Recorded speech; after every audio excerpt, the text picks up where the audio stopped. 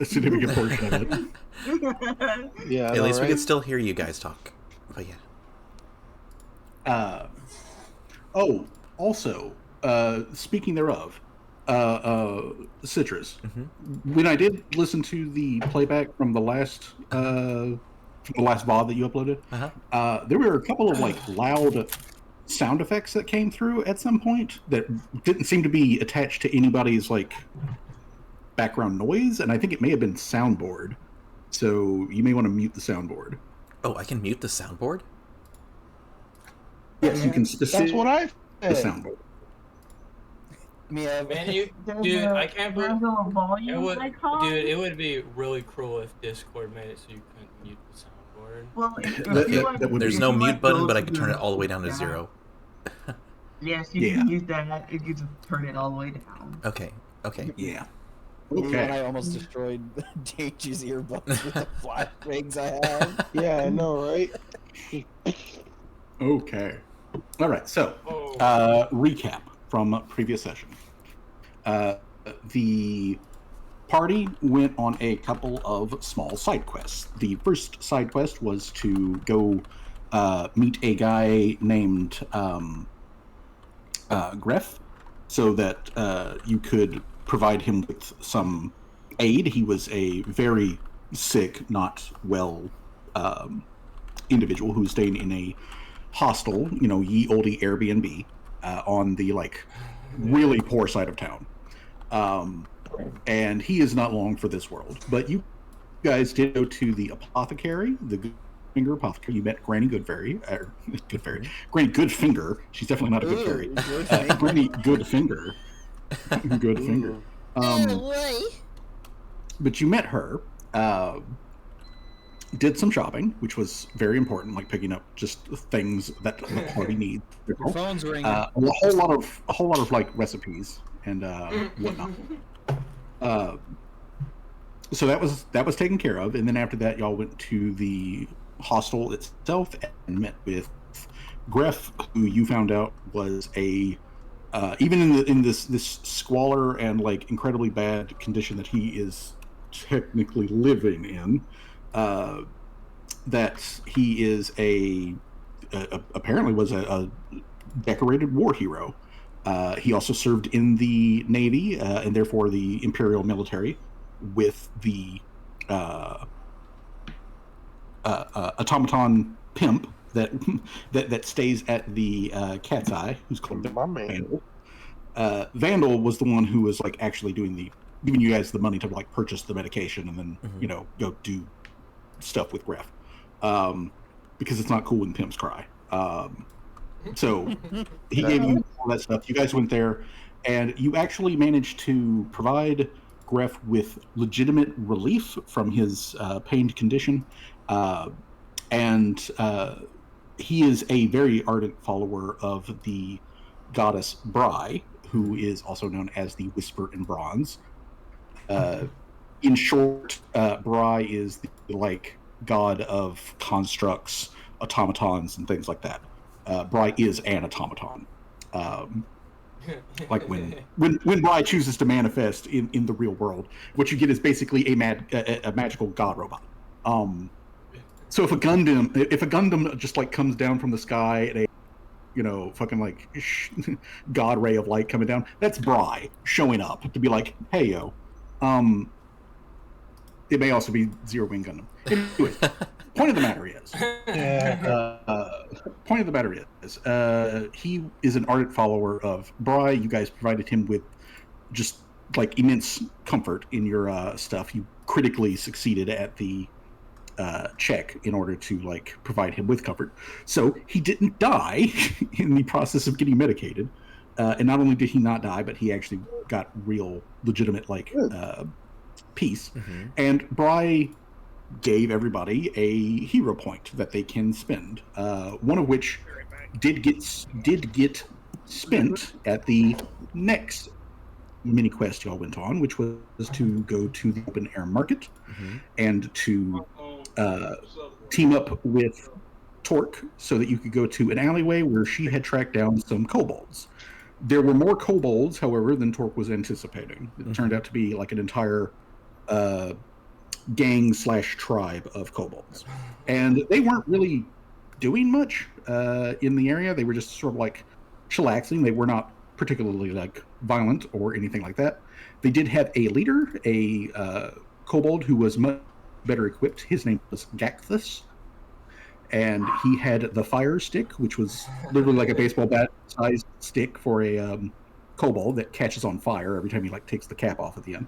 He also had a pointy spike thing on a necklace that had like some glowing runes on it, and those things apparently made him the leader. You know, like he also had like clothing and shit. So you guys had some discussion with Gakthus and found out that the kobolds here are essentially homeless squatters, and that they have been stealing from the market in order to like feed themselves. They haven't actually stolen anything big, and they haven't harmed anybody. So the party did some quick diplomacy and some thinking where, hey, maybe we could, you know, see if we can get these guys jobs at the Cat's Eye, since they seem to be constantly in need. And that is the way that things played out. You guys talked to Fridge and Miss Kitty to see if they would be willing to like, you know, bank on this, and they got a side-in word from Extil, the weird cook guy in the back. He said something to them in Orcish, of which nobody speaks. So he said something. He said something to them in Orcish, and whatever he said to them was enough for them to be like, "Yeah, sure, we'll do it."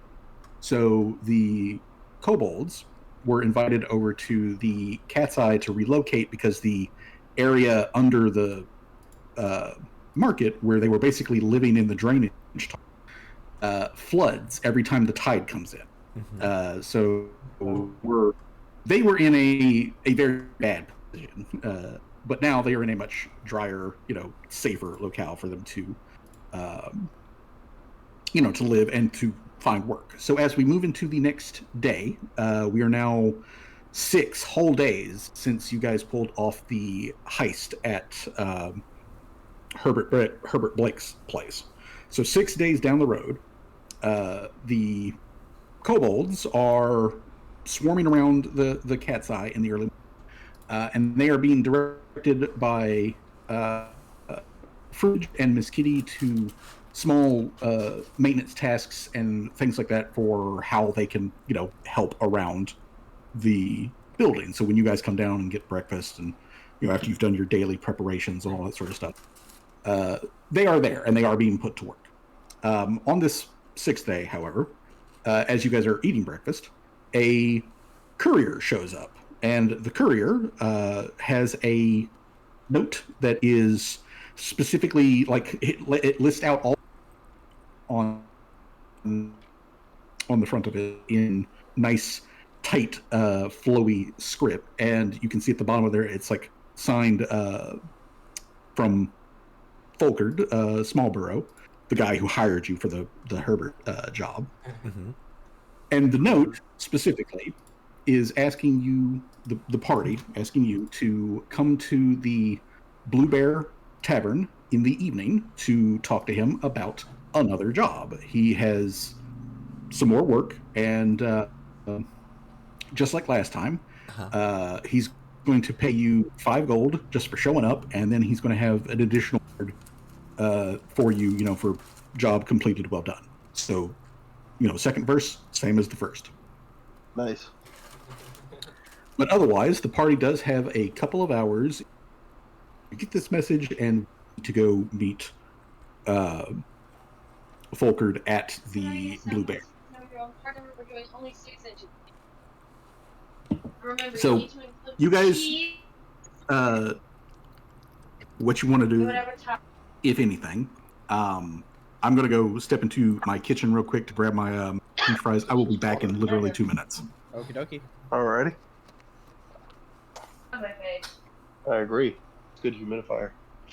Remember, type of bread. No, let me write it. I don't know if Miss Temple will be able to. Right. 6-inch sub with. What kind of sub? These nuts. Italian baked. Yo, can you give me a bag of chips?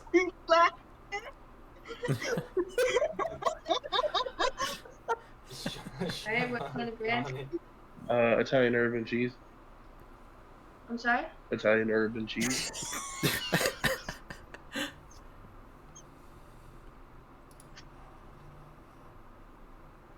And then let me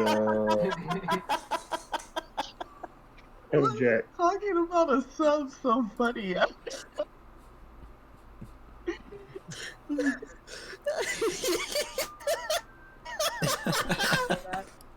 Oh my god. Pickles, black olives, spinach. These dudes.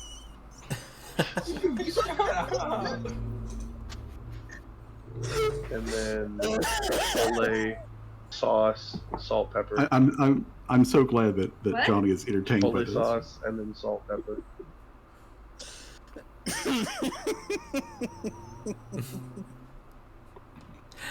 And then if I could get a bag of jalapeno chips. She's not very chips. Oh man, no chips. Man, You got it. I have pretzels. Any of this one. All right, thank you. Being out of chips is kind of I'm homophobic. waiting. Don't lie. They're not out of chips. We're just not getting chips. That's extra homophobic. Then. Oh shit! That I know, is, right? yeah. I'm not sure if Jay heard my little shit, the shit I was saying. You gonna share with the rest of the class? Oh, I was getting a Subway sandwich. They came back here and they were like, "Hey, what do you want?" And I was like, "We get a 6-inch Italian bag with Short answer, pepper no. jack cheese." Short answer, nah. When when they said what kind of sub you want, you were like giving off, and I just said these nuts. I know, right? I heard that and I was like, Oh, I knew about. You know how when somebody says something and your brain, like, for a half second wants to repeat it? I just stopped myself because I heard myself making the dick sound, and I was like, spinach.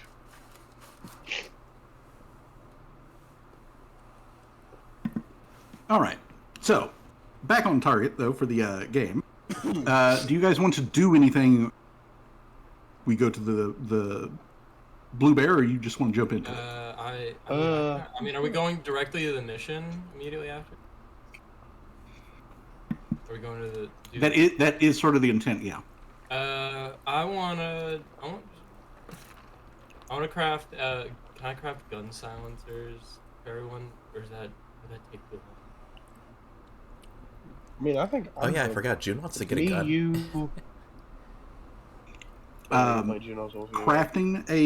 Crafting a silencer will take you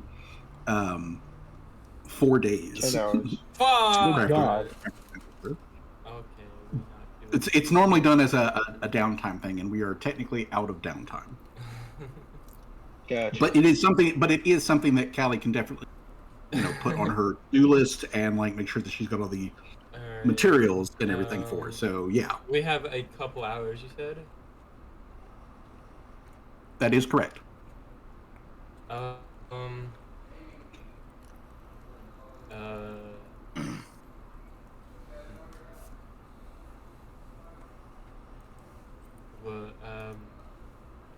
Would it take too long to go to the market and buy some things? It would not. Yes. Alright, I'm gonna go to the market and buy things that we might need. Like sandwiches. I guess I'll just spend my time making a blight bomb, a bottled lightning, which is like from the 2 reagents I get, and then where is it? Oh yeah, I should have some reagents too. I'll spend 10 minutes outside to do a survival check so I can get the weather. Mm-hmm. Okay. Which that does bring up another question. Is everyone done otherwise with updating and leveling up their character? I have not even started. Oh shit! I did all mine did that on already. our last Yeah, mine's done. session. I'm still level 1. Me and Johnny are good boys. Okay. If your character is still at level 1, slowly start the process of leveling up. Oh no. I already did it. How We won't be. Bed in the butt to We just see it. should not be hitting combat for a little while, and we can make sure that everybody's ready before we get there. Okay. I mean, That's my bad. A question for the DM. Is Gacthus around here, or like with the kobolds kind of running around, or are they off somewhere else? Gacthus is primarily acting as translator for the kobolds who do not speak Common or Orcish. So he's been basically walking around with Fridge, translating for Fridge to the kobolds on what they need to do, and just making sure that they're on general tasks. So he's definitely there in the main common room of the the cat's eye. Okay. Which, let me make sure that I'm actually on the proper fucking tab myself. And I will add Gacthus's miniature. Give me just a minute. I just have to. I didn't. Real quick. You don't have to, like place their token and stuff. I was just asking, like they're among the kobolds going in and out. But yes, Gacthus is there. June would approach when they didn't seem too particularly, busy or troubled with their tasks, and approach. And she'll say, "Hello, Gacthus, and how has everything been? How has everything been settling with you and the rest of your clan?"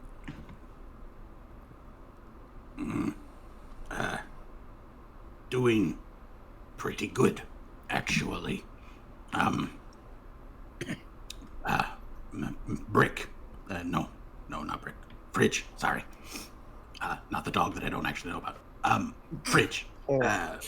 Brick. He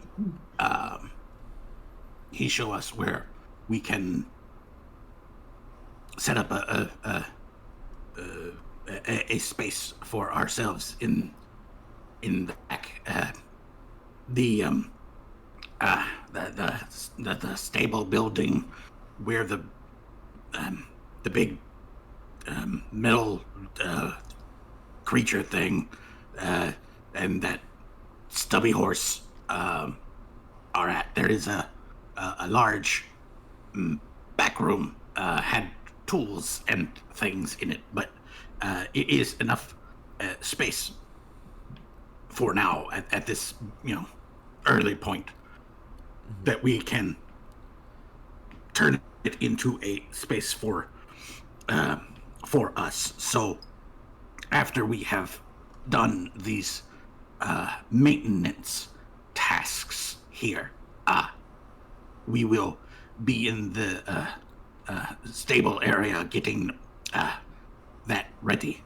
We only have a few eggs at the moment, so they have been given priority. We take some of the straw, some of the, and make a nice, soft, warm nest area.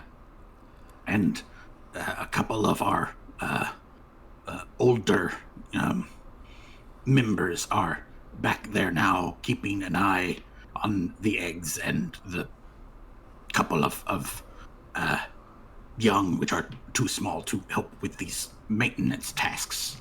I imagine it's much more comfortable than the sewers. Oh, yes.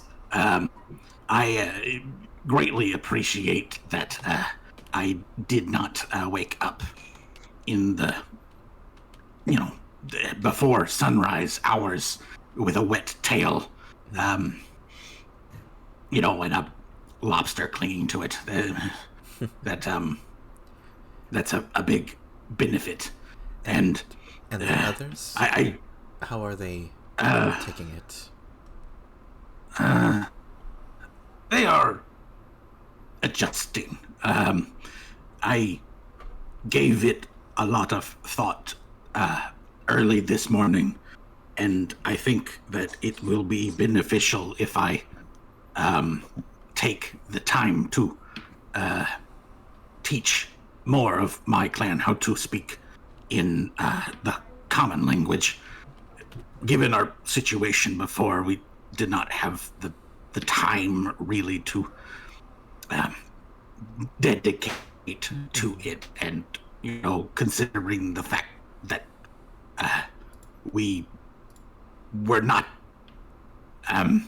accepted active participants in the general society around us, it seemed a bit pointless. But now that that has changed, I think that it would be a good thing to get some others who can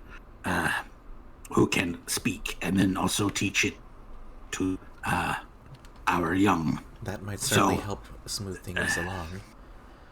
Just as long as there's no troublemakers among them, right? Everybody's getting adjusted. It will take some time, but I made it abundantly clear that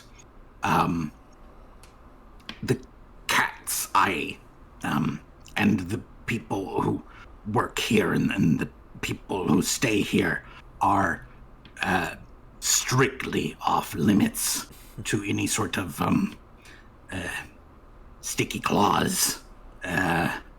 And if anybody, and Gathis takes a moment to sort of turn and eyeball some of the other kobolds who weren't really paying attention to your conversation, but he eyeballs some of the other kobolds, walking around doing various maintenance work. But he turns back and says, if any of them get any clever ideas, well, I'm the one with the fire stick, and I can swing that thing real hard. Yeah, get it. Just do be careful swinging that around. I will keep them. Yes, I will be very careful. I will make sure it only singes scales of those that deserve it. I know that I said this the other evening, but I am extraordinarily grateful for the opportunity that you have provided for us. I understand that the Cat's Eye is a place that houses many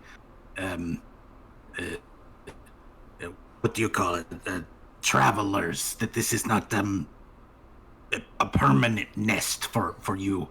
So I wanted to tell you, and also to tell your companions, that if you stay here at the Cat's Eye, you have our support in things. We cannot provide you with services. We do not have merchants or any trained trades people amongst our group. Maybe that will change in the future, but for right now, if you need about 18 to 20 additional people to beat the absolute snot out of your enemies, just ask, and we will all get sticks, and we will all beat them for you. Break legs. Well, it is certainly good to have friends in high places, and as long as everybody keeps their tails out of trouble, we can keep this mutually beneficial arrangement going. And she reaches out to pat his head. Thank you. And then she leans in. And says, all mutually beneficial arrangements. And then leans back and turns heel and struts back to the group.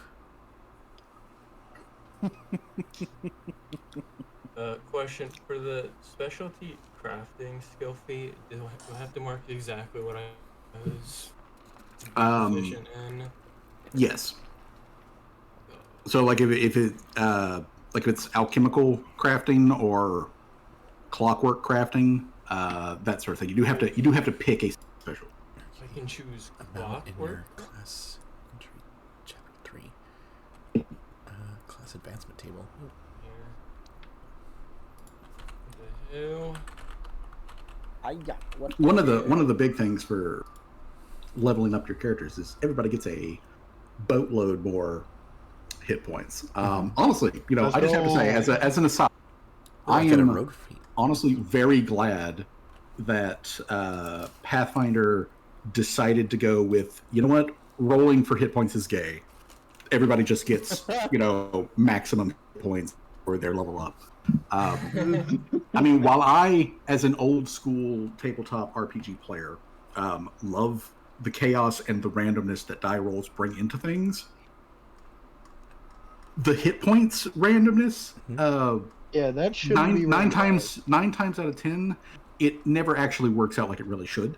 So I'm glad that they took the bold statement of just being like, yeah, fuck that. That's a tradition that can just get, fucked. Okay, so there was we mentioned. I believe Citrus, you also mentioned about June picking up a gun.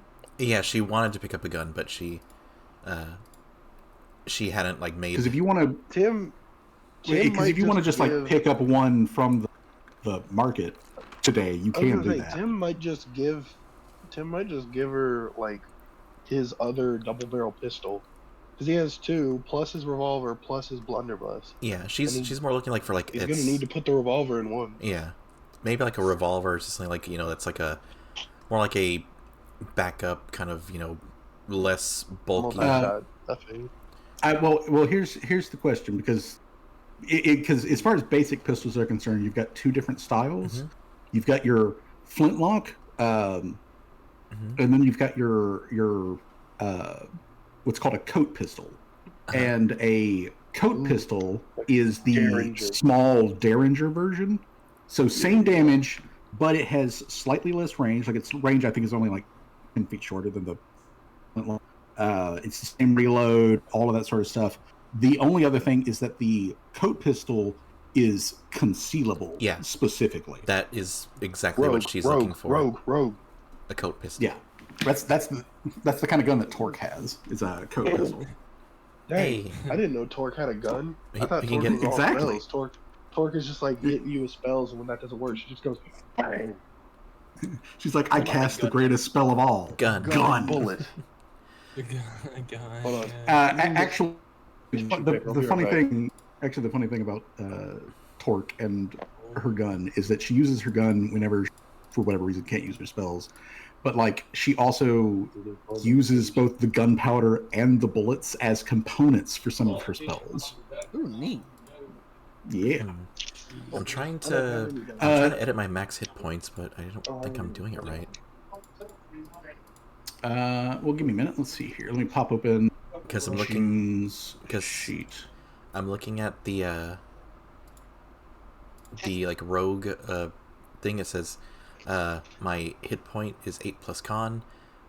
Increase my maximum hit point by this number at first level and every level thereafter. So would it go up by 8 or 8 plus con? 8 plus con. So you should gain 10 hit points. Yeah, but when so your max hit points should be at 28. The current is 28, so then it would go up to 38. Well, your first level hit points should not be 28. Oh, then maybe I am level 2. Yeah, because my max right now is 28. Okay, yeah, so you should be at 28 because I believe you have, but you know what? That's something worth to check real quick. So let's do that. Let's see here.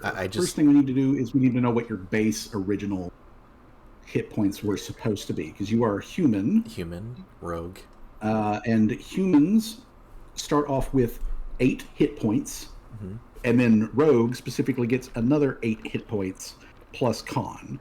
So that's 16 plus con is 2. That's 17, 18. So you should have 18, and then when you level up plus con, which is 10, So that's, you add 10 to the 18, so you should have 28. Okay, so the 28 is good. I don't know how it was like that already. Maybe I did.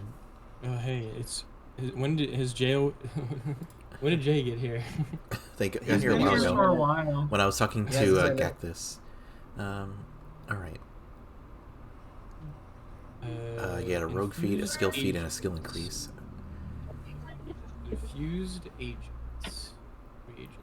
How many infused reagents do I Rogue feat. get? Do you already have that? Let's see here. Infused reagents. Feats.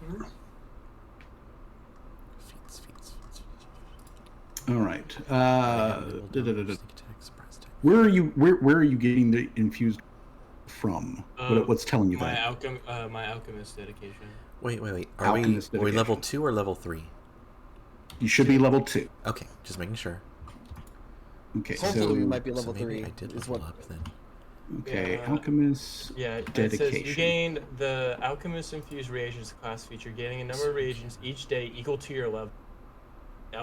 Alchemical crafting feat and 4 additional formulas for first level alchemical items, as well as the ability to create free items during your daily preparations.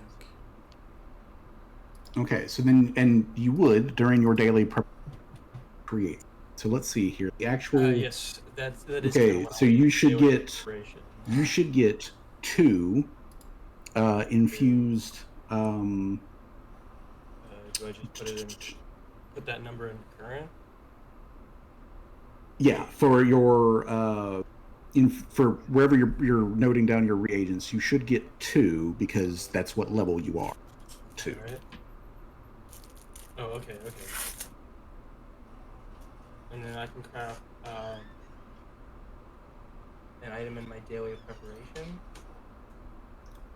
Let's see here. All right, so you get the 2 infused reagents. You also gain the alchemical crafting feat for additional first level alchemical item formulas and the ability to create free items during your daily preparation. Okay. All right, your advanced alchemy level. All right. What? Okay, so your advanced alchemy level with this dedication is 1, and that never changes unless you take a feat or something that causes it to go up. Oh, okay. Okay, so alchemical crafting specifically. That's just adding that's the ability to make alchemical items and adding the formulas, those 4 first level items. I added okay, so that's just with the alchemical crafting. So let's come over here to alchemist specifically, so we can check what it says on the free items here. Okay, so let's see here. Infused reagent. Let's see here. Each day during your daily preparations, you gain a number of batches of infused reagents equal to your level plus intelligence modifier, except you just get it plus your level, not the intelligence modifier. You can use these. You can use these reagents for either advanced alchemy or quick alchemy. The difference being. Let's see here. Advanced alchemy is where you can spend a few of those batches. Spend a few of those infused agents. Yeah, so the infused reagents are basically points that you can spend on crafting, and you have to choose whether you're doing advanced quick alchemy. Advanced or quick? Right. Yeah, you choose, and it doesn't. As far as it says here, it doesn't. When you pick one, it stays that. It's each individual day you pick which version you're doing. Do I get 2? Does it say I get 2 points every day as well? Is that what it meant by? You get a number that is equal to your level every single day when you do your daily preparations. So when you look for 3, you will have 3 of them. 3 of them. Oh, I can't do that. Right now it's 2 until you otherwise level. Okay. Okay. while it says here, while infused reagents are physical objects, they cannot be duplicated, preserved, or created in any other way than your daily preparations.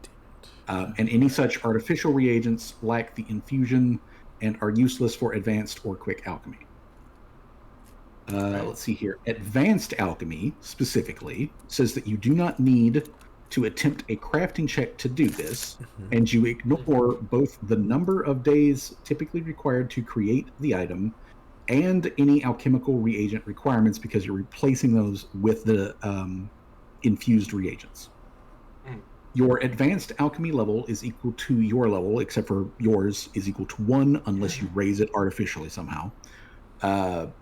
For each batch of infused reagents that you spend, you choose an alchemical item of your advanced alchemy level or lower that is in your formula book and make a batch of 2 of them.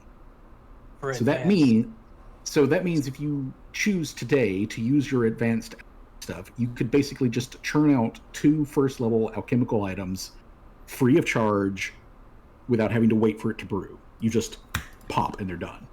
All right, I might do that actually. Might do that because we might need some items. Now the question is what those 2 items would be. Now here's the other thing about this, is that because these are done through your infused reagents, the item itself gains the infused trait, and they only remain potent for the next 24 hours. You can recharge them, essentially. You can recharge them, essentially, when you do your next daily preparations. So if you don't use it during that time period, but you don't want to trade it out for something else, you can just, redo it. But otherwise, these things spoil after 24 hours. Oh, all right.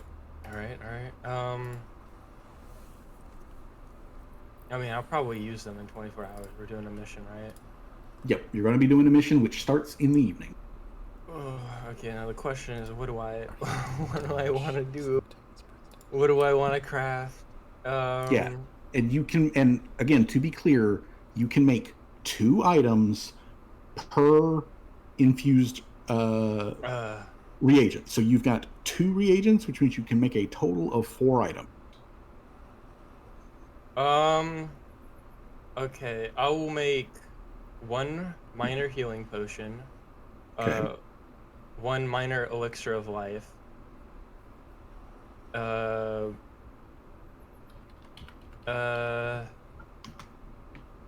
then I'll make 1 junk bomb and 1 bottle of acid. Okay. Tight.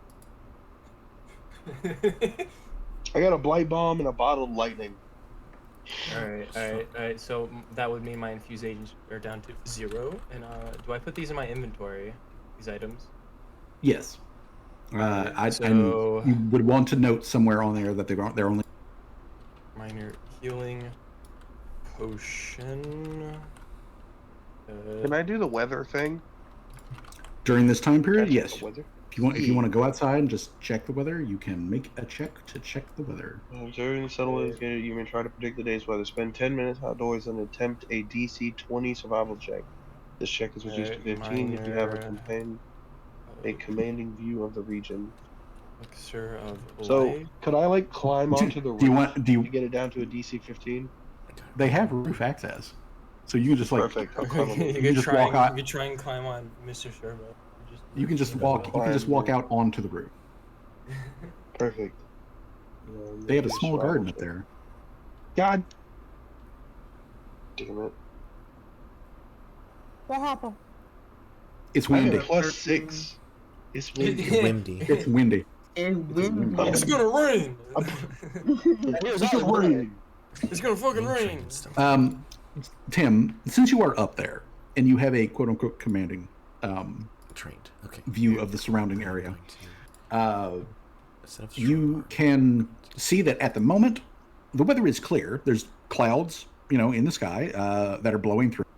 I suppose it should be just officially stated at this point that we are currently in the late summer period of the year for Halfus.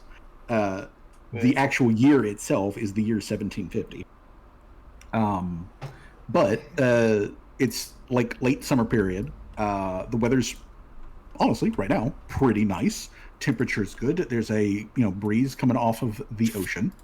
There's little puffy clouds, floating along. You've got various like plumes of smoke, which are just from chimneys and stuff, coming up from all over Harham. You've got the bay completely like stretched out in front of you with all of the like various ships that are currently docked. There are a couple of galleons, like gunboats, like just fucking loaded down with cannons, that are sitting out off from the docks at the narrow part of this little, of essentially the Harham Bay. They're sitting over there, currently free floating, but there's a bunch of other like personal craft and what that are moving around. But the actual like military presence is very fucking obvious over there. Besides all of that, since you're up there, Tim, do go ahead and make a perception check. And a skill increase. Okay. Come on, let's go, baby. Skill increase. Woo. Trained. Hell yeah. Okay. Trained. With your 21 perception check, as you're looking around and still just trying to get like sort of a vibe on the weather, you see on another roof on another building that's about like 2 blocks away from where you are at. So like if you were looking at the Harham map, which is in the maps channel on the Discord. If you were like say you're standing there on the little star for the cat's eye, and you're looking out over the bay, off to your right down this main thoroughfare in between the open air market and like big park and all that sort of stuff, on one of the buildings, which is part of the same neighborhood essentially that you're in, you see a very obviously it's one of the catfolk, but you see a catfolk person stand up from like where they were on the roof. You couldn't see them, but now they stand up and you do see them, and they kind of look over at you and you look over at them, and they like give you this like, there we go, hey, kind of like wave from like off and across that, and you can see them like flash you like a they flash you like a, okay, and you see them pull out a gun and then like bend down, open up a like fucking hatch in the building that they're on, and go inside. As they pull out a gun, I pull out mine and wiggle it as like, I have one too, and then start heading same gun. Yeah, baby. Yeah, I note where the building is, I put it in my brain banks, and then I just go back inside. All right then. Memory data banks. Data bank. Memory bank updated. That location may be important in the future. That location may be important. Hey, Fuzzy, real quick. Yes. I'm going through the checklist of the leveling up. It literally says checklist. It says increase all your proficiency bonuses by 1 from your new level, and make other increases to your proficiency bonus as necessary from skill increases and other class features. What does that mean? I guess well, you get a skill increase. Yeah, I did that. Okay, so I increased my stealth from trained to expert. Okay. And my feat, I get 1 rogue feat. I did underhanded assault. Okay. Yeah, but it's the next checklist thing. It says increase all my proficiency bonuses by 1 from level. Like, I'm pretty sure that's implying that you're like doing it by on a like an actual paper sheet as opposed to the sheet doing the math for you. I'm pretty sure that's what that means, but let me check. Yeah. Let's see here. I might have to look into getting a flintlock musket so I can start doing some long range shots. I mean, that would. Well, I'm playing Vanguard. No, I'm not playing Sniper. I'm playing Vanguard. Never mind. Proficiency bonuses. Where the hell do I do that? Yeah, I'm not playing Sniper. I'm It says playing adjust Vanguard. bonuses from feats and other abilities that are based on your level. Yeah. Yeah, that's if you're playing on paper. That it's basically just reminding you to do all of the associated math. Since we are not playing on paper, it does the math for you, so therefore you can just ignore that. Okay, yeah. So then I guess I'm leveled up then. All right. Awesome. If it was like you get to be in person if you play on paper, I'll be like, guess we're playing on paper because I want to play with you guys in person. Honestly, Anyways, personally, if we were doing this on paper, this would probably suck. Yeah, it'd be a lot more numbers. A lot more math. Yeah, there would be a lot more math that you would be forced to do. Okay. Now there's honestly danger. There's some very cool benefits to playing in person. Like the amount of acting that we could do, as we are role playing is agreed. So much better when you can like see the other person and therefore they can do like like little body motions and whatnot, as well as just like the expression on their face. Yeah, I always feel weird doing role play stuff like over call because I'm like I'm doing a voice, but you can't see me doing the motions. The motions. I hate being sick. I wish I wasn't sick. Welcome back, Jay. I think I'm getting sick, Danger. I think I'm getting sick as well. I was like, I have strep throat right now. Oh god. I have to mute myself because I keep blowing my nose and sneezing. All right then. Yeah, it is truly the guy. Jay, is Jamal currently leveled up? Yes. And okay. I kind of did want to talk to you about that because I never did pick. Jay is so quiet for me. A little bit. Not too bad, but yeah. All right. Legalize nuclear bombs. All right, Jay, what did you want to pick? I wanted to pick a skill feat called Lie to Me. Skill feat called Lie to Me. Okay. Let me look it up real quick here. There wasn't a skill. There wasn't a skill called Talk Dirty to Me. There was a skill called Charming Liar, and I was tempted to get it because I thought that'd be funny and in character. Torque has that feat. Torque has that feat. Torque's got that feat. Okay, let's see. Lie to general skill. It allows you to use deception to weave traps to trip up anyone who is trying to deceive you. You can engage in conversation with someone who is trying to lie to you and use your deception DC, if it's higher than your perception DC, to determine whether they succeed. This doesn't apply if you have a back and forth dialogue, such as when someone attempts to lie during a... Okay. Then that would mean, if we look at Jamal's sheet here, let's see here, to the right stuff. Okay, Jamal's deception Jamal's deception is at the moment, he's not even proficient in deception. So like his deception check is a lot lower perception check than usual. Now, technically, though, your perception is modified by your wit, which is lower than your charisma. So, I mean, you do technically have some innate skill at deception, but you don't have the specific training for it. Do you get a skill increase at second level? I don't think It's class dependent on who gets on when you get a skill increase. Well, then I don't. I didn't get any skill increase in anything. Does Gunslinger get a skill? Yeah. Let's find out. When you level up, yeah, you do. Okay, let's see here. Classes, Gunslinger.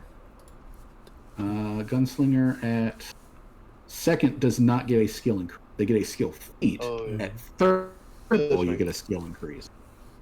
This is the shit you don't see at So, Critical I Role. mean, you could take that feat for Jamal. It would give you a different way of detecting whether somebody is lying to you. But until third level, which is when you could become proficient in deception, that's going to be a very, very low check for you. Okay, I understand now. I get it now. Yeah, but you could pick that up later after your deception check is better. So you can do that. So if you want to like just shelve that for now, that's fine. And you can go with a, some different skill feat. Okay. Shelve it. Which, Jay, as you're kind of like looking through what you want to go with, look when you're looking at your feet, look and see if it has any. Because like lie to me does actually require that you are trained in deception in order to take it. So you'll have to make sure that you are trained already in a skill that you're taking an associated feat with. I'm trained in like everything. Okay, let me. See, I am trained in athletics, athletics, diplomacy, intimidation, survival. I'm trained in like almost everything.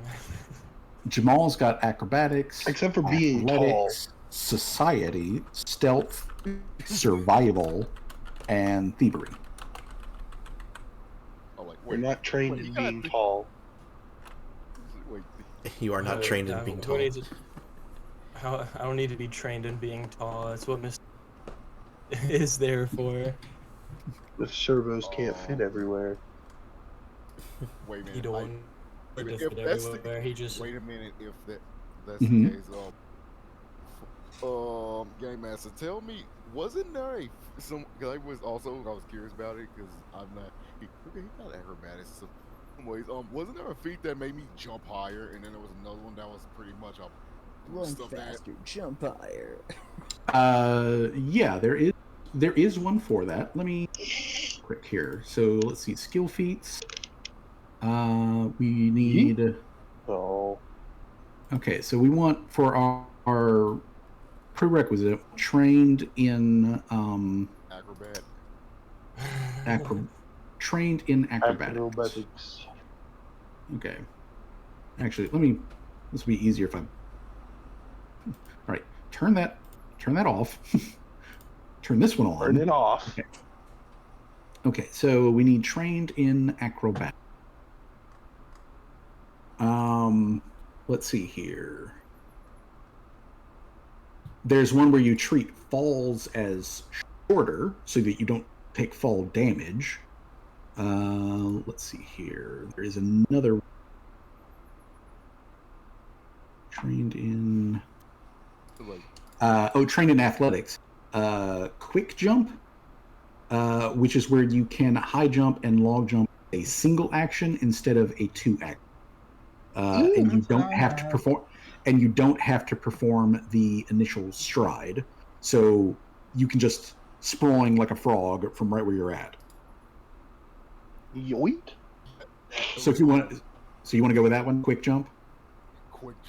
That's what I have. Imagine just seeing a dog jump from across a room to bite you in the face. Does backwards long jumping. It is in fact what the dog will be doing, but it does mean though that Jay, like Jamal, could hide in a bush, pull out his gun, quick jump, like just sprawling out of the bush into clear view, shoot somebody as he's going, and then land on. So he's slowly John Wicking himself. He is John Wicking himself. He is making himself a John Wick. At that point, John Wick Rambo. John Wick John Wambo. John. It's John Rambo. Rambo. All right. Cool. Okay, so that covers Jamal. We already know that June's leveled up. We know that Larry is leveled up. We know that Tim is leveled up. What is Rambo's name? And Callie is currently getting leveled up. And I think I've fully leveled up. Johnny, is Shadow Wizard Money Gang Yes, leveled? he's fully leveled up. I did it the same Awesome. day we finished the thing. Okay, cool. Guys, then I that was not is kidding. that is In all the- that you need. Yeah, I In the think show, in the movie, his name is John James Rambo. Do I have to change anything for Mr. Servo since I also leveled up as well, or no? No. Mr. Servos, right now, Mr. Servos remains the same. I think it's going to require you to level up and then do the like tinker thing that specifically upgrades him. But at the moment, he remains the same. Does Brick level up? Brick does not.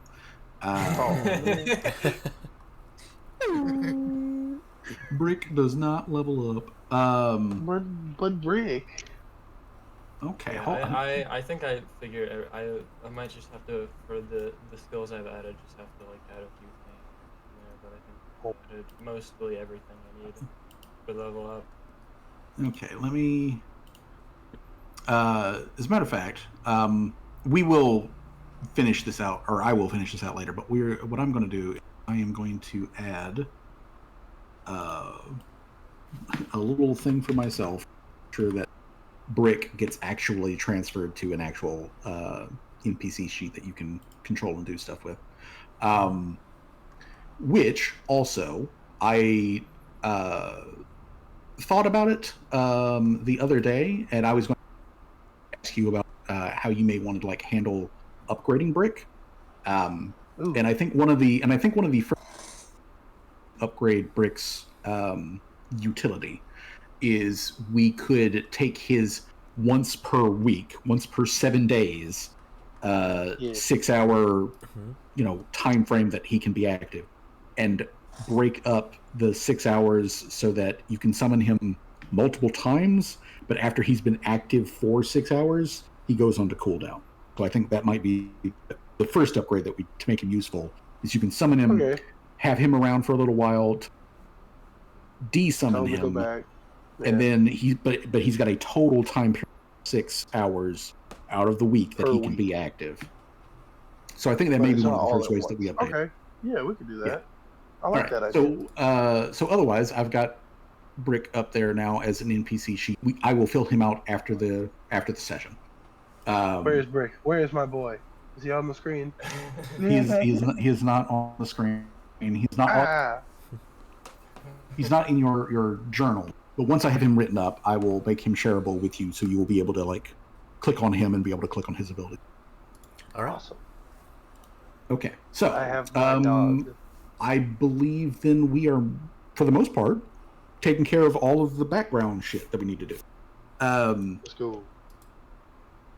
Syrup, did you decide which items you were Callie was going to create daily? Craft? Yeah, the alchemical items? Yeah, I collected them in my stone items. Okay, cool.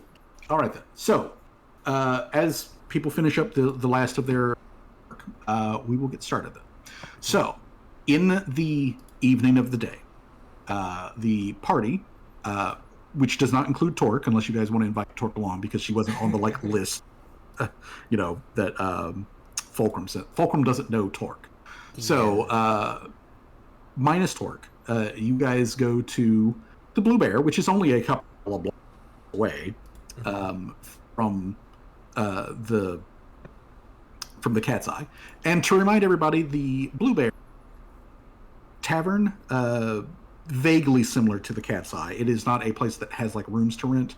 It's much larger. It has a very loud commons room area. It's much more boisterous. It churns a lot more money than the Cat's Eye does.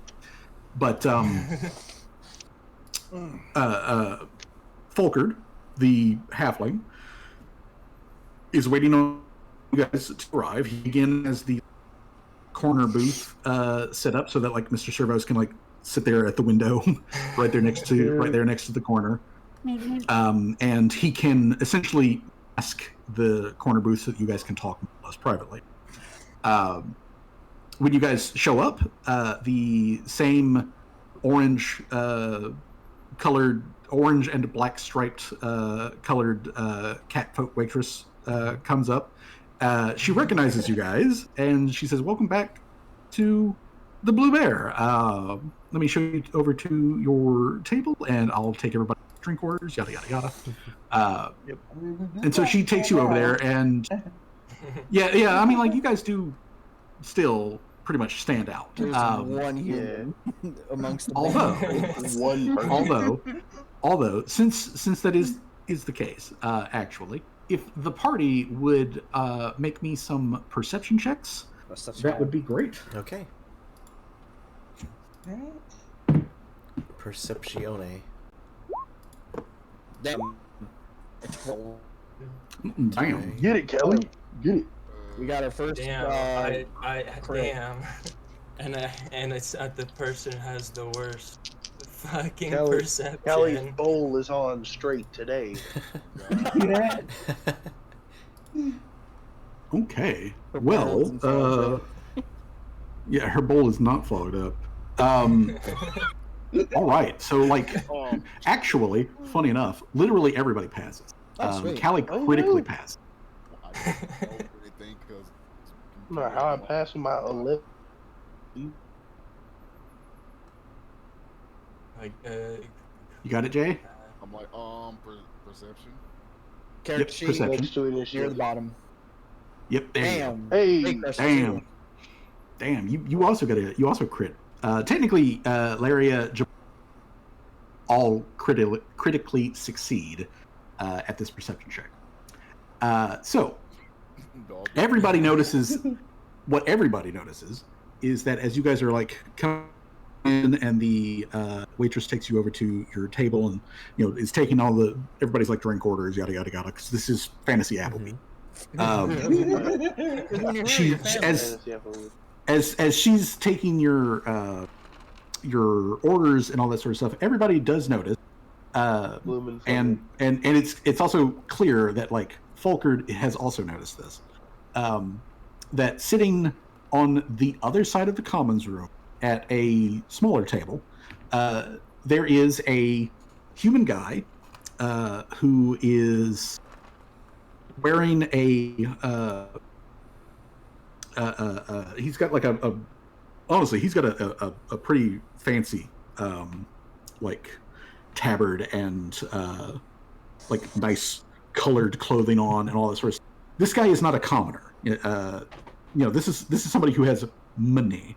But he's sitting over on the other side. He is human, and you can see that he has around his neck a like fairly largish like medallion thing. He is sitting with at least two other people at this table. There's space for a fourth one, but if there is a fourth, you haven't seen. Can I do a religion check to see if it's a religious item?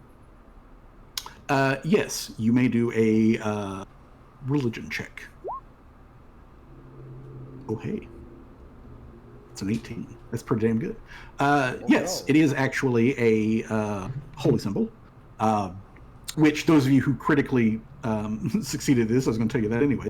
I wasn't going to ask for the religion check unless you didn't crit, but you did, so everybody who... Shadow Wizard Money Gang, Jamal, Laria, and Callie all recognize that this guy is wearing a symbol to Abadar, which, if you remember, there was a guy there the first time y'all came out here to meet Folkert. There was a guy who was kind of paying attention to you who had a symbol of Abadar. He left, the original guy. This is not the same dude, but the original guy, he... no word or anything like that. He just kind of like slipped out while you guys were talking. But this guy is, again, kind of paying attention, vaguely in your direction, checking you guys out, but then going back to his food, but then sort of also turning and looking back over what you're doing. So he's paying attention to you. Abadar, to be clear, is a popular deity, especially amongst the Empire. He is a lawful neutral deity who is basically cities and laws and wealth and stuff like that. So he's the narc god. He's the god that the narc god goes to narc. Ah. Wow. Yeah. He is like quite literally, Abadar runs banks. They run banks. They run coin exchanges. They run the actual courthouse. They are judges, magistrates, and executioners. Ah. Should we all just recognize that? Yeah, so you guys would know this. I mean, you would be aware of the fact that that's what Abadar is. He's a god of wealth. Which is now one thing to be clear of is that he is a god of like I said, he is a god of wealth, but he's not like a god of commerce. He's not a business god. I was gonna say, he's the guy who collects it and throws it into a vault, and then if you try to steal it from him, he nukes you out of reality. Gotcha. I was gonna say, of course the god of security would also be the god of billionaires. This is literally the god to parry the nuke. This is literally the god of Jeff Bezos. Jeff Bezos. So not the Jeff now again, Abadar and the Abadarn religion specifically, they are neutral. Like they are not like good or evil. They are neutral. So you can run across somebody who is a member of the Abadarn faith who is a good person. They still follow the law and do all that. But you can also run across somebody who uses the law to do like evil things to other people. Assumedly, if everything, if the system is real life as intended, kind of like the law in real life. But if the system is working as intended, you're dealing with somebody who is neutral in all respects except for lawfulness. But yeah, so anyways, there is a guy who is very obviously identified with sitting across the hall or sitting across, kind of keeping an eye on you guys. But after everybody has placed their orders and gotten settled, Folker does his little trick again. There's a little like pop of pressure change as a little magical kind of like goes around the table and everybody's sitting there, and it turns the noise of the common room into like a dull muffle. You're distant from it. When Folker does this, can I see if those people react? Like they go, wait, we were hearing something, now we're not. You know what? Make another perception check, 10.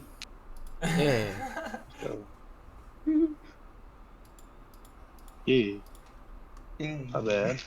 The two compatriots who are sitting with the guy who, to be clear, they aren't wearing any medallions or anything that says that they're members of the faith or anything.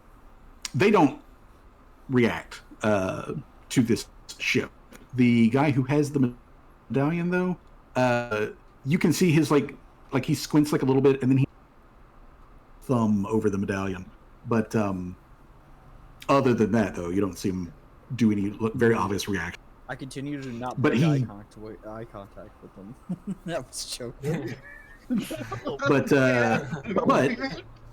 after the shield goes up and everyone has gotten settled, Folkard looks at the party and he says, "First things first, just like last time," and he hands out 5 gold pieces to everybody. So everybody can just go ahead and add 5 gold to your Let's go. to your inventory. Swipe that. Yep. So that's just the thank you for showing up. Money. Money. So, he gives you the extra 5 gold, and then after he's passed that around, he's like, "Okay, so this other job that I've got for you guys is kind of a job. It needs to be looked into tonight, if at all possible. So, I'm still after Herbert's ass for his part in the artifact trade that's going on with the mainland part of the empire, and what I basically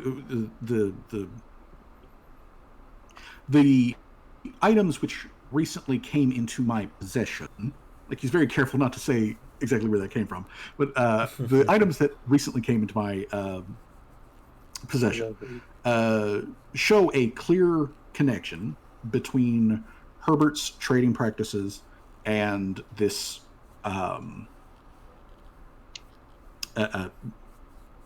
smuggling wholesale theft of entire cultures. So I have initiated a search, seizure, and halt of shipment on Mr. Blake's, comings and goings of goods and whatnot in and out of Harham, or at least that's what should have happened.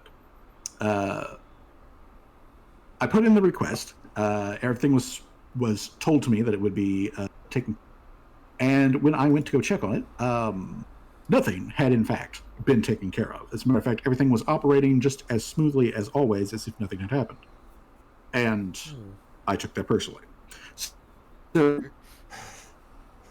I'm willing to pay you to look into this matter specifically.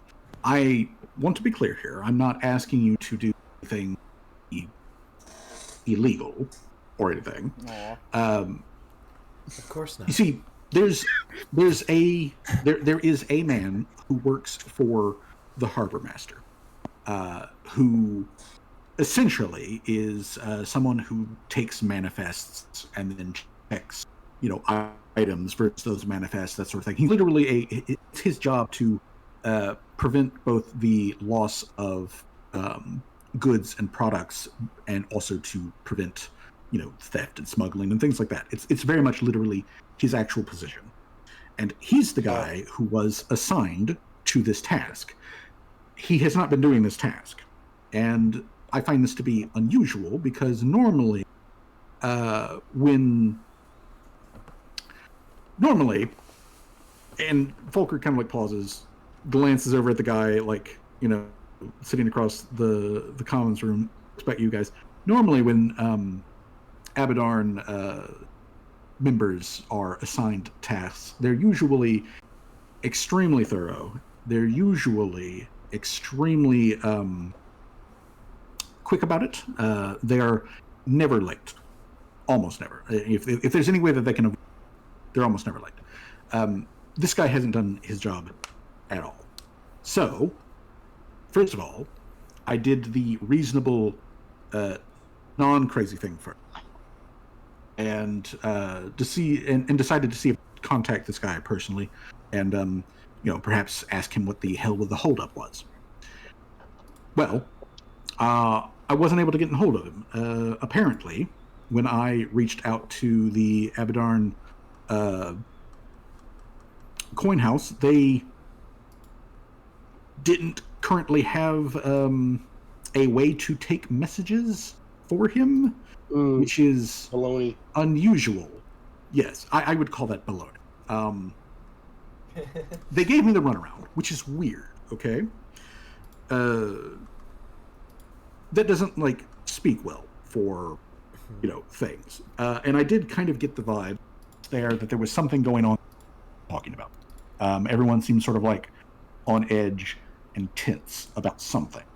Sounds and like if I were they to are in your man's pocket, as they say. Quite possibly. That is possible. However, in order for, say, Herbert to have bought off the game, all of the Abadarns would be...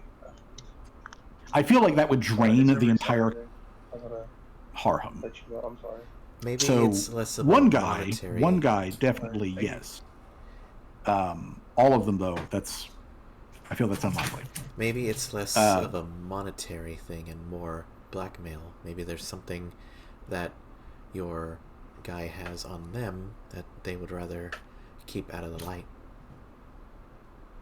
Falkard snaps his fingers and points at June, and he's probably. That's kind of what first occurred to me.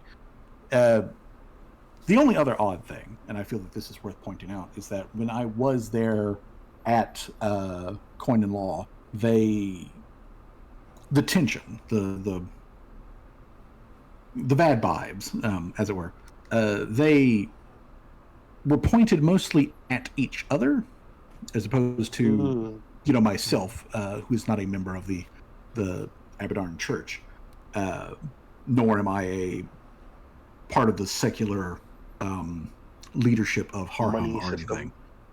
I'm definitely a merchant. I am wealthy after a certain measurement. So I deal with them frequently in a lot of different ways. So this was very unusual behavior for them at large. So for all of them to be kind of on edge about something, it speaks to me that there's something greater going on. But what that is, I can't even hazard a guess at. However, it may be affecting the one specific guy that I need to do his damn. So what I am asking you guys to do is to go down into the docks area and see if you can find this guy and see if you can hell is after I got stonewalled there at Coin and Law, I went down to the docks myself to just, walk around, scope things out, maybe grease a few palms. And what I was able to find from them was that this guy, and his name, by the way, is Jimsif.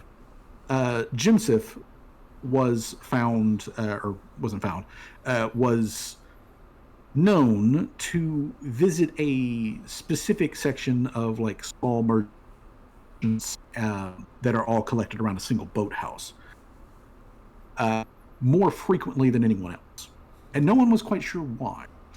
Now, amongst those merchants, I do know that there's a clothing shop there, there's a bakery, there's a small fish market, there's a little restaurant, that sort of thing, and then of course there is the boathouse itself. So he might be, if I am to do as generous a situation as possible, may be currently performing another investigation into already Herbert or someone else. As far as I know, Herbert and his supply chain is not associated with this boathouse. But he may be investigating something else. So he may be involved in an investigation right now, but I get the feeling that that's not the case. He tends to show up there, or at least be headed in that direction, after hours, when most of those businesses are just about to close up, rather than, during prime business time. So, suspicious. And as a matter of fact, if he is keeping up with the general schedule I was able to suss out, he's probably walking down there as we speak, which means in a little while he'll just be there, and it would be opportune if you were in the same place that he was and could figure out what the fuck is going on. Now we shall. Again, just to be kind of clear here, I need this guy to be able to do his job. And I think you can realize what that implies here. So no murder. I'm... Yeah, give the little girl a gold star. Tim slowly puts the pistol back in his holster. So, murder is kind of off the table. Anything else, however, I leave that up to you. That's your area of expertise, not mine. How close? Torture. Does he need all of his teeth? Does he need both his hands and feet? Yes, he needs to be able to walk. He needs to be able to use hands. He needs to be able to use his. You can't knock him stupid. June puts boring. June puts 2 fingers on her temple and just kind of sighs and says, "If we are going to do this, I'm going to need promises from everyone involved that You all aren't just going to walk right up to him and say, "Hi, are you doing any shady shit today?" I will Jamal not looks at say. everybody. I will not walk up and say, "Hi, are you doing any shady shit?" Callie looks at June and is like, I promise to torture him only a little. Only a tiny bit. That's my girl. Yeah. Like Jamal looks at June and just be like, "We're gonna fail." Since I'm pretty neutral, this doesn't bother me. Falkard also like is June. If I had any other option, I would get. Lame. But Falkard puts his mug, down on the table as a way to clack to get everybody's attention to look back at him, and he says, "Hey, okay, look, I need this guy functional, all right? You can't run him out of town. You can't scare him off. You can't do for him to do his job, and you also can't hurt him so bad that it's going to be in the hospital for a couple of weeks. I need him to do his job literally tomorrow in order to catch Bert with his pants down. And every day that goes past that point, the harder this is going to become." It may not be wise That for out your of- health to get on these people's radar either. Probably, honestly, that would be a good idea. This guy is connected to the Abadarn faith, quite obviously, and they are literally the judges in town. Which, as just as an aside thing, it's me telling you, the world of Halfus, and very much like here in Harham and everything, there isn't a separation of church and state. Like we have in modern day U.S. of A. The Christian ethno-state actually has power, like real legitimate power in Halfus. So basically, if you guys go up against a judge who is a member of the Abadarn faith, that judge can literally ask God if you guys should be punished to the full extent of the law, and if God says yes, then he will do that. A different spin. So he can make decisions. He can make religious-based decisions when it comes to. That's perfectly fucking normal and expected here. Especially with a vindictive kind of god on their side. I imagine that they have a high rate of... I don't expect Jeff Bezos to let me out of jail. I agree.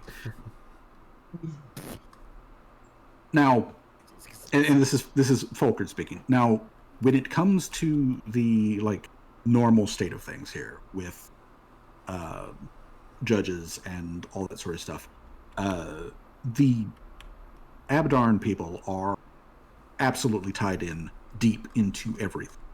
So they are, for the most part, pretty neutral about how they handle law stuff. The only time in my history here that I have seen them go perhaps above and beyond may have really been called for was dealing with rioters, people who cause chaos and a lot of property damage and things like that. So also as a cautionary thing, probably don't want to set any buildings on fire. But turns and as I said before, though, I'm going to leave the details of how you handle this up to you. Falkard then passes to June specifically a little sheet for the boathouse and associated businesses on, and also which also has schedule for Jimsif. It's got question marks next to it. I'm not really sure about this, but just after sundown arrival time, right around midnight leaves. Although next to leaves, there's a little note. This can vary by years. Sometimes it's short, sometimes it's extra long. So June will tuck it into her breast pocket, her inner coat breast pocket. And is there any surprises that we may run into or look out for? I don't expect your man to just waltz up on the pier. I very much doubt that as well.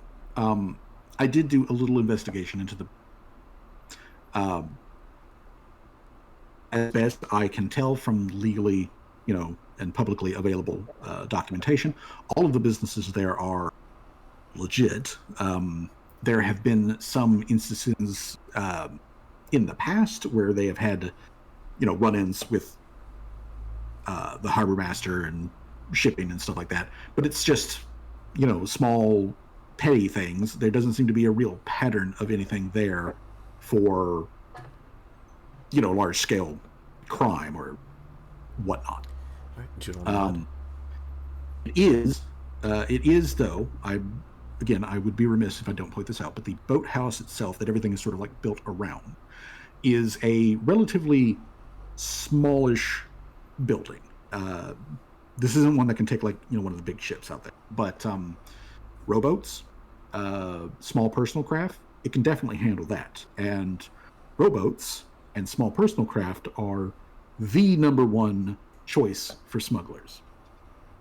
So if they have anything to do with this would be a place that could happen. So you may want to keep an eye out for that, because it's always it's possible. I will admit that should you find evidence of smuggling or wrongdoing happening at the boathouse or one of these associated businesses, then that might be information that you turned it over to the harbor master or the Abadarn folk directly, could work in your favor should anything. So just keep your eyes open. But Gotcha. Let's talk rewards here. So when it comes to actual payment, I've gotten some new shipments in from other dealings that I am handling. So I've gotten some good stuff on my hands at the moment, more than just simple money. Although, of course, I can also provide you with plenty of that as well. You got a gun? So, as far as the specifics of that, I am ready to pay you as a group, not individually, but I am ready to pay you group 100 gold. And on top of that 100 gold, I have a couple of items that sit a little bit out of my normal trade stuff, so I don't really think I'd have that many potential buyers for it. I could probably move it around, shuffle it with other merchants, and eventually could find a home. Pockets. What? If you can clear up this thing for me, when you come back, 100 gold and first pick of that stuff is yours. That's what I like to hear.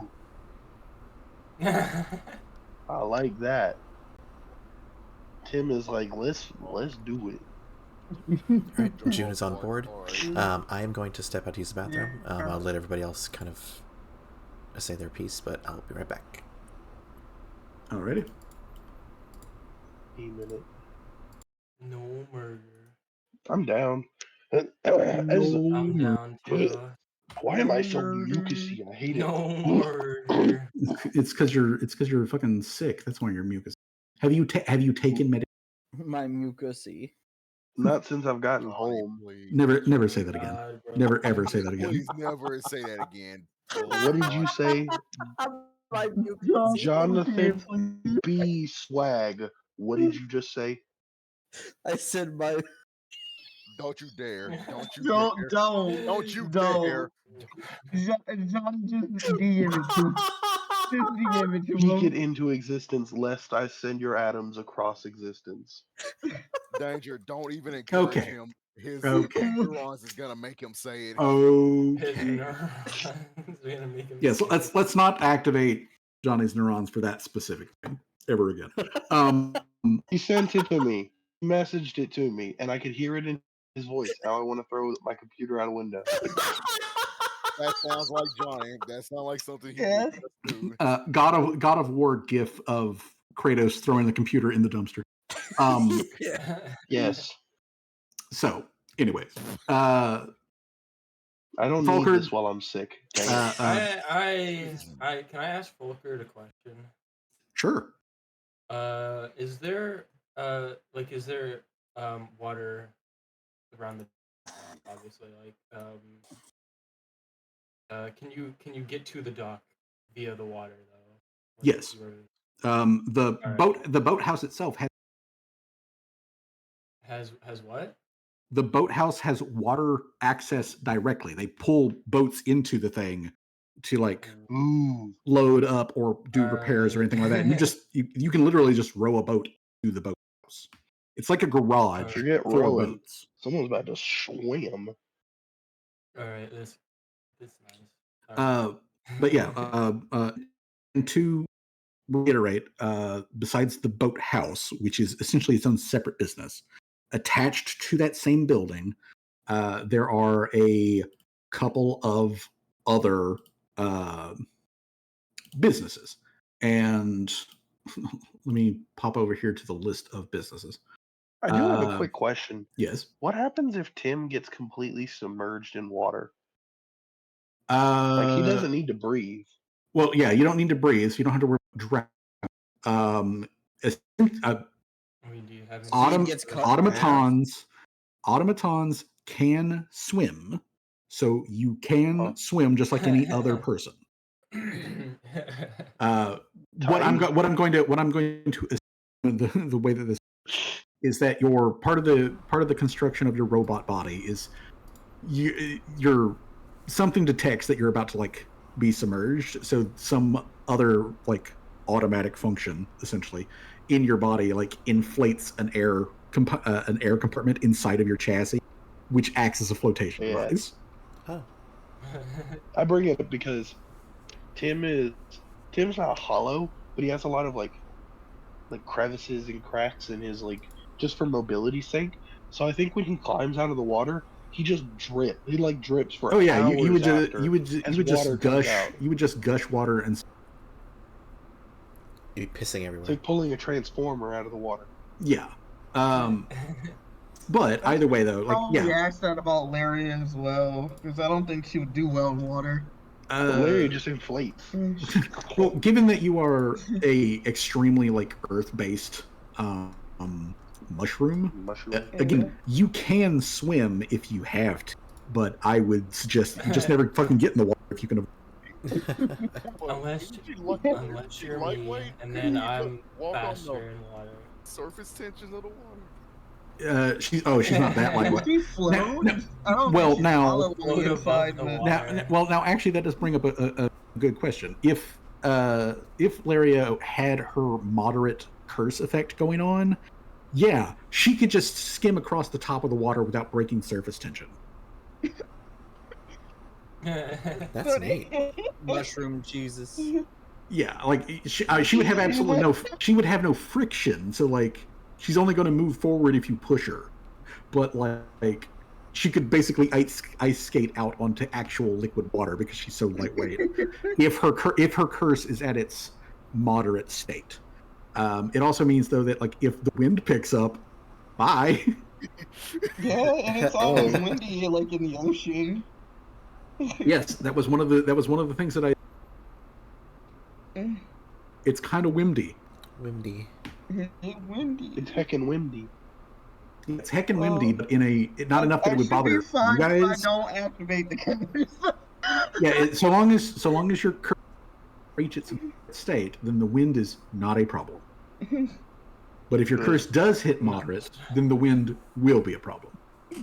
For you, specifically. Okay, so the other... so the other businesses that Folkert lets you know is attached to the boathouse, like physically part of the same structure, is there is a fish market that is apparently run by Ann Azarketti. Ann Azarketti, like, runs this fish market. So he's basically just a fish butcher.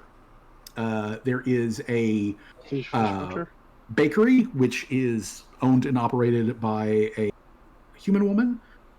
There is also a, like, quote unquote fine clothing store. There's a fine clothing store. Fine. There is a store that sells, like, pots and pans and, like, cookware and, like, pottery and that, like, sort of stuff. There is an armor shop that sells and repairs armors, and there is a small restaurant that is also attached to it. So we've got basically a small cafe, a couple places that handle food, and a couple places that handle other goods. He does say that there's another, like, bit on the side that's just a warehouse kind of thing. Like, So it's like the Disneyland quarter. Kind of, yeah. But on the side, he says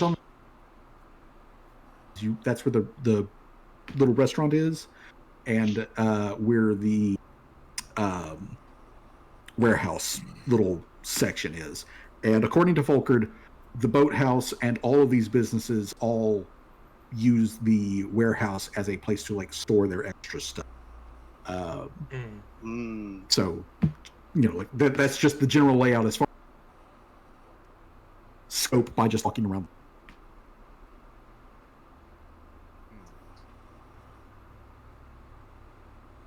So, with all of that said, after you guys finish up your meal at Fantasy Applebee's, it takes 30 minutes for you guys to walk over to the actual location where the boathouse is. So I'm going to go ahead and move us over to that map so you guys can get a look at it and decide how you want to approach. New map. Alright. Yay.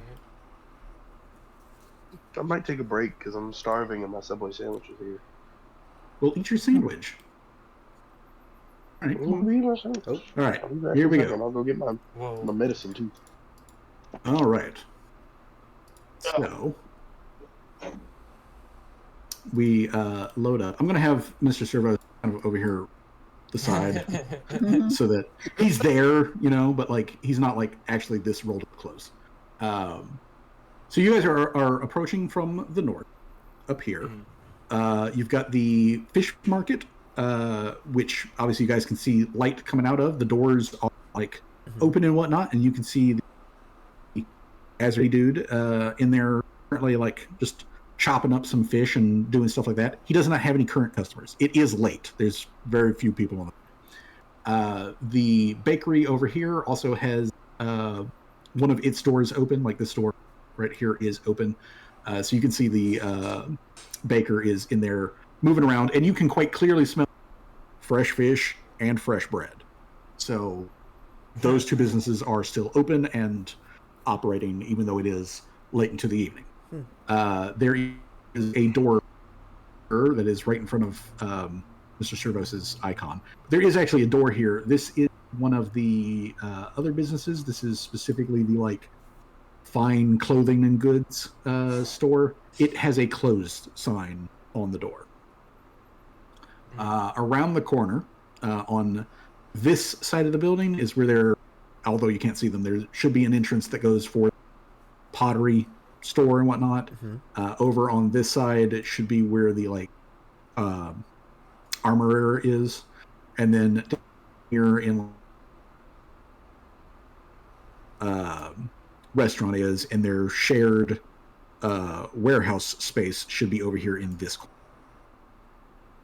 And then, just generally speaking, this area right here, peak of the roof, that area is going to be the actual boathouse. So, this is what you guys come down to.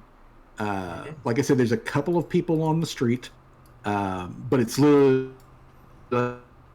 like one or two other people who look like dock workers who are making their way home in the late evening. Like work has ended for the day.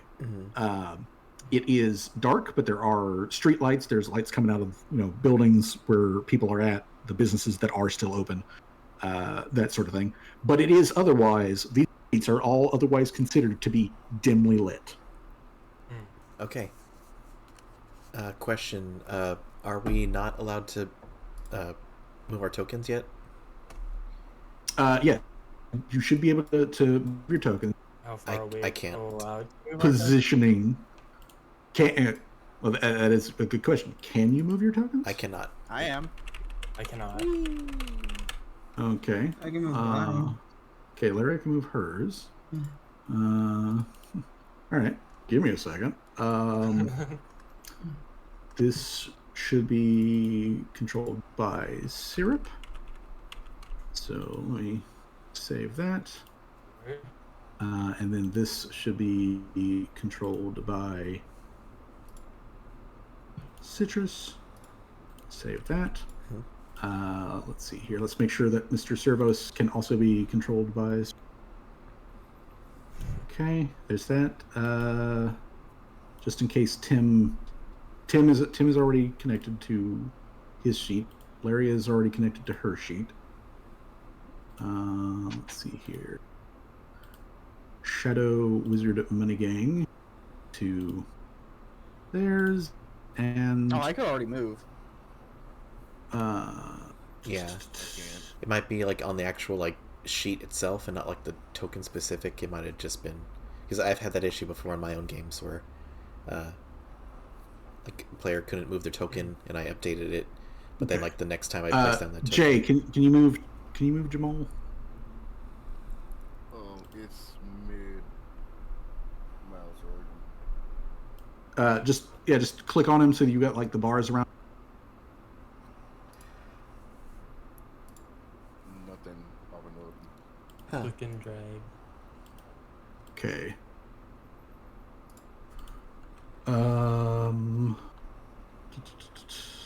Okay. We change that. Try now. Yeah. There we go. All right. All right. You got it? Good. Okay. So everyone should have control of their tokens. We're not currently in any sort of combat at the moment, so that's not a problem. Everyone, like I said, can easily see the fact that the fishmonger is open and that the bakery is still open. The fine goods store that's in between them is closed. You don't know currently about any of the. All right. I'm gonna go to the bakery. Okay. And how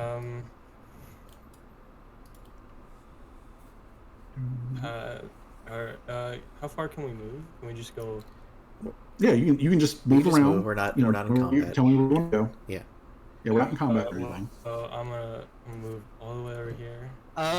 Can I do Mr. detect Service magic right there. at all, just to be sure? If I there's, mean, yeah, any shenanigans about to be happening? yeah. You can totally do detect magic. All right, rolling. All right. Guess I'll look around as well. God damn. Yeah. There shouldn't be an attack roll with that, but I mean, we'll figure it out. They attack the magic. Okay, so let me just go ahead and clear out this over here because Callie can see it. Just come on.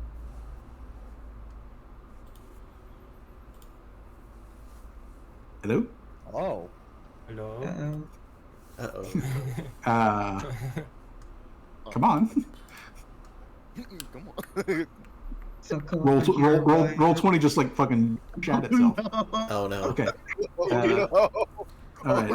Okay. All right. It perked back up. Okay. There we go. All right. So bam, there. Okay. So yeah, you can see that this spot here is the actual water access for the boathouse itself. So like if you wanted to like walk down the dock and like turn around the corner and whatnot, that's where the actual water access is. Otherwise, though, out here in the dock area, actually, I have this. This brings up an important question for our resident Ezerketi in the party. Are you touching the water? Yeah, I was gonna Like, ask. like, do you lean down? Yeah, like, I was gonna ask. Actually, like, can I touch the lean water? down and like stick my hand in the imprecise Yes. wave sense? Yeah, you could totally like lay down on the dock and reach your hand down, touch the surface. All right. Do I imprecise wave? Yeah, because you've got imprecise wave sense. So we do need to actually from Callie, friggin' 30 feet. Yes. So Callie can feel right up went here weak to on that sauce on that sandwich. right up here to the edge of the door. Okay, so Callie, you've got imprecise waves. So I'm going to need you to make a perception check because there is stuff in the water. Damn. Okay, Damn. perception 14. Okay. Alrighty, and I've got to roll for multiple things. Okay. All right. So your wave sense, first of all, is telling you that this water, at least right here at the dock, is only about 15 feet deep, and then you hit the sediment and whatnot. So it's not like super deep water. It's only about 15 feet deep. You are picking up all sort of sea life that you would normally find in here. There's fishes. Well, actually, let me back that up. There are crustaceans, bottom feeders. Not the There are migratory crabs. crabs. There are crabs. They may be migrating, but they're that are like scuttling around. There are, in fact, no fish in your range. All right. So That's a bit weird. There's some. There are crabs fish scuttling around, but there are no fish. Strange. Crabbo with the sabo. I was gonna say, I was gonna like ask if I could take off all of the bowl and the equipment, and then like hop in the water and stay at a depth where I won't be seen, but I can still like sense things within range. You can do that if you want to go ahead and take off your bowl and like slip into the water and just kind of like creep around fish style. All right, I will do that. I'll put Mr. Servos on standby mode. All right, Servos goes onto standby mode. And then, Shadow Wizard Money Gang, backing back up to your detect magic. Where did you do the detect magic at? I did it right like around here. This is the square I was Okay, at. so right up there in front of the butcher shop. Yeah, so the fishmonger who's doing this like stuff, he's got like and it's chopping up fish. You do the detect magic. Send out a pulse that registers the presence of magic. You receive no information beyond the presence or absence of magic. You can choose to ignore magic that you're already fully. Okay, so let's see here. It is a 30-foot pulse. Yep. So again, let's grab the measurement stick. So all the way through into here. So right at the down here into the other building. Okay, so inside of no magic. Mm-hmm. Inside of this building, magic. Just beyond the fishmonger, magic. Oh. Magic. Magic. Oh. So you are detecting the presence of magic, which could be active spells or active magical, or they could be magical items. They could be active magical. Could Tim look in like this area? Look into like in that there. building? Yeah, you can check in there. This building. I can reveal this real quick. So the inside of this building, as you're peeking around, this does have the closed sign on it, Tim. Like you can see this. You should be able to see like up to about like here-ish. Okay. Stand next to him. Yeah, so like how tall is Jamal again, real quick? Isn't he like 3 or feet tall? He's literally just 3 feet tall. Okay, so Jamal would have to like reach up and grab the edge of the door to like pull himself up to look through the window. But yeah, you guys peek in there. This is the fine goods store. You see a lot of shelves with various clothing items, which are upscale, but not like super duper upscale. This would be kind of like the expensive clothing. You also see other like small, like pocket items and things like that, which all look particularly like fancy and whatnot. Nothing is glowing, screaming out, "I am a magical item." There does not seem to be any people inside of this building. Would because I assume y'all said Swag was right here when he cast it. Would Swag, when he saw the ping, would he have went like it's there, or like been like there's one in that building? I probably would have said I'm detecting like a lot of magic and I would probably like point in like the direction. Okay, so so he would have like indicated somewhere in towards like the back of this building, somewhere in the back of this specific one, somewhere over in this building, and then somewhere deeper in. If it like, let's say that I would say that Tim's probably got a rangefinder in his eye. That makes perfect fucking sense for a gunman. Given the range of detect magic and where Shadow Wizard was when he said he detected it, and your rangefinder to the back wall, he was detecting something beyond this back wall. So there's something inside this room and something past the back wall. Mm-hmm. Now Tim is conflicted. He knows that it could jeopardize the mission if he breaks in here. However, Tim likes stuff. I mean, yeah.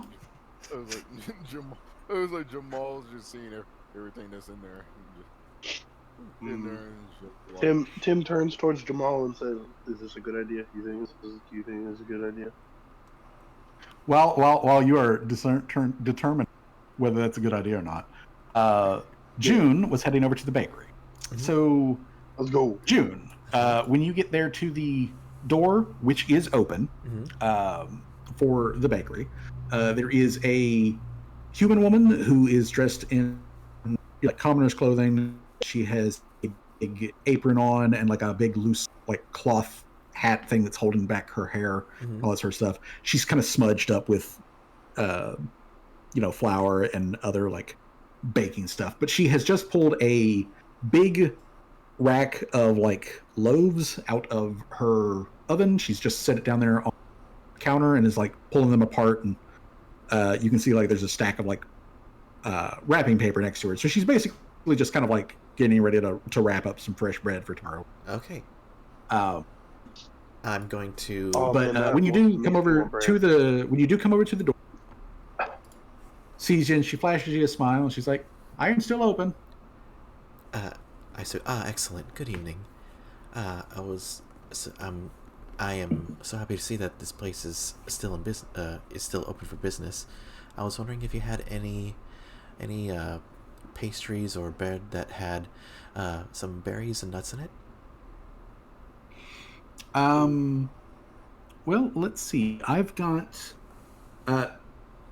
Okay, and she like sets the fresh bread over to the side and proving cabinet behind her, and you can see that there's a whole bunch of like different pastries and whatnot there. She slides out a drawer which has essentially what looks like a croissant. Like imagine like a cream like a cream cheese croissant that is like topped with red and blue colored berries. That is sitting in a like yellowish like cream sauce that's inside of the pastry and everything. So she's got those, and then she pulls out like another thing, and this one looks again sort of like a croissant that has little bits of like nuts or maybe like tougher grain in it. And then she does have another one at the bottom, which she pulls out, which looks more or less like a fruit cake that does have both fruit and nuts in it. She tells you that the pastries up top, the one that with just the berries and the cream, those are fresh. She just finished making those about an hour or so ago. The ones below it, a little bit older than that. The ones on the bottom shelf, she made those this morning, so they're still, technically fresh, but they're not quite as fresh as. She Wendy's fresh, never frozen. And as she is, like pointing this stuff out, she does like take a free hand, a little placard card thing that she has, and she slides that across the counter for June to look at. That has like a list of prices and stuff like that. All right, I'll take one of those fresh berry croissants and a fruitcake for the road. All right then, that'll be a copper for the fruitcake and 2 coppers for each of the pastry. All right. I'll take 2 pastries and But, 1 cake, so it'll come out to 5 copper then. All right. And I'll just so she starts bagging that up. And as she's bagging that up, let's take a quick moment to jump back down to Callie, who is in the water. Yeah, let's go. Splish splash All in right. the bath. Callie, Alright. you're in the All water. Saturday night. Alright. So yeah, now you mentioned that you were trying to where you would be difficult to be seen. Yes. So I'm going to need you to make a stealth check. Alright. Right. Oh boy. Oh boy. Oh boy. No. Cannonball. Oh boy. Okay. Cannonball.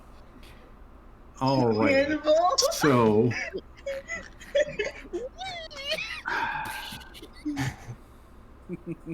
Oh no. Hopefully that's not bad.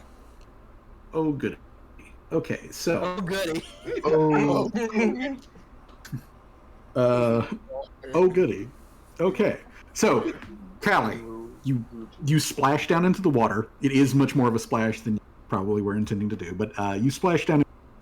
You get hit with the cold wet, but it's very enveloping, and you start breathing in the ambient water around you as you switch over to water breathing. You are already well aware the water, like especially right here at the edge of the docks, doesn't smell good, but it's not like poisonous or anything. The pollution levels would be pristine clean compared to like for us modernly pristine cleanliness, but obviously of course there's still like junk and everything sort of thing. But yeah, you get down there.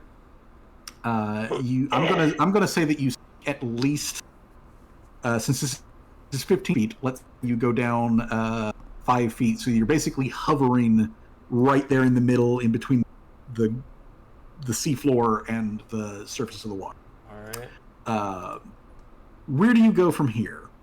Well, first before I tell them, I tell Seamus and Laria, I'm gonna scout Seamus. ahead. I'm gonna scout ahead. Stay here, and then I'm gonna move, in front of the boathouse if I can. Okay. Then proceed to move your character over there so that you can look into the boathouse. And then I'm also gonna do imprecise wave sense again. Once I get there. Okay. So, first of all, let me go ahead and clear up here. So you can see that this goes in.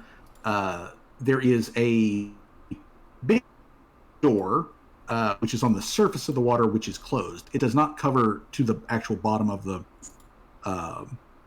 bottom of the water. So, like, you could swim underneath it. Wouldn't be a problem.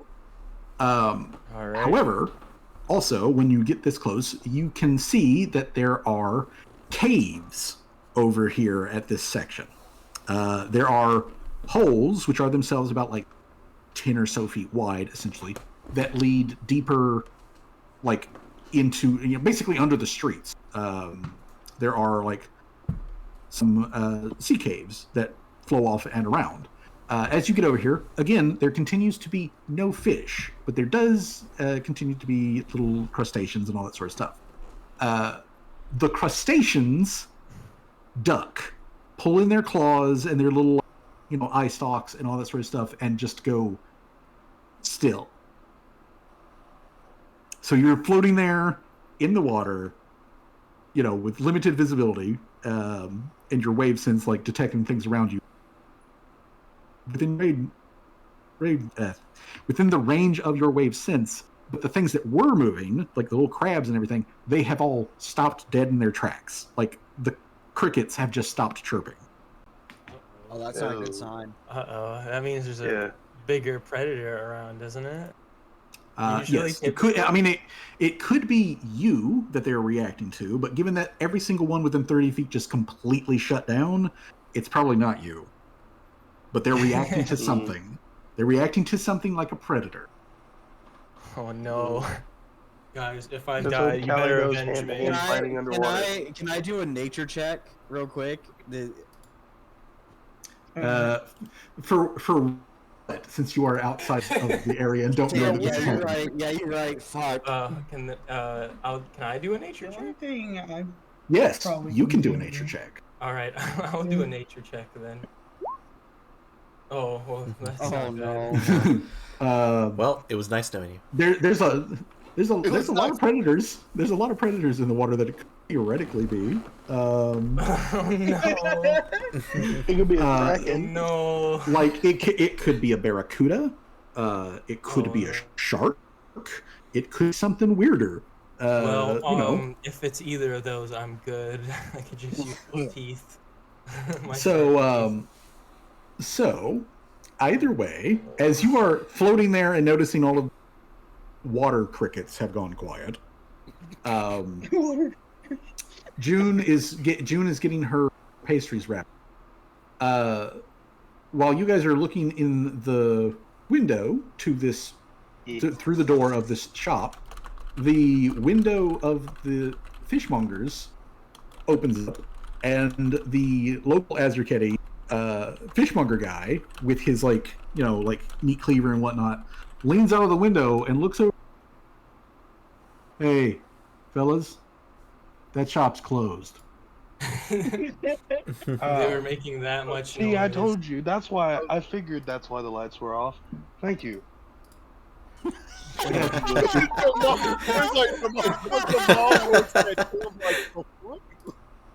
I can imagine that they have like a fucking pick or whatever. They're like about to smash through the window. The guy comes around the corner and they like quickly hide the picks behind their back. Drop the rock. See, I told you that's why it was dark in there. The Azurketti like fishmonger guy is like he kind of like spins his like meat cleaver around in his hand, not menacingly or anything. He's just kind of like turning it nervously in his hand. It, yeah. And so he's just, kind of like moving that in his hand as he's leaning out. They open up in the morning, so you have to come back tomorrow. Okay. Gotcha. All right. Well, thank you very much. We'll be on our way. And then Jim just starts going to help. Look, I know the guy who runs the place. He's kind of a buddy, I guess. And he would be real not happy if somebody were to accidentally, break his window. Oh, of course. So, dream of it. Since you guys are here, were you with the other weirdos that walked past?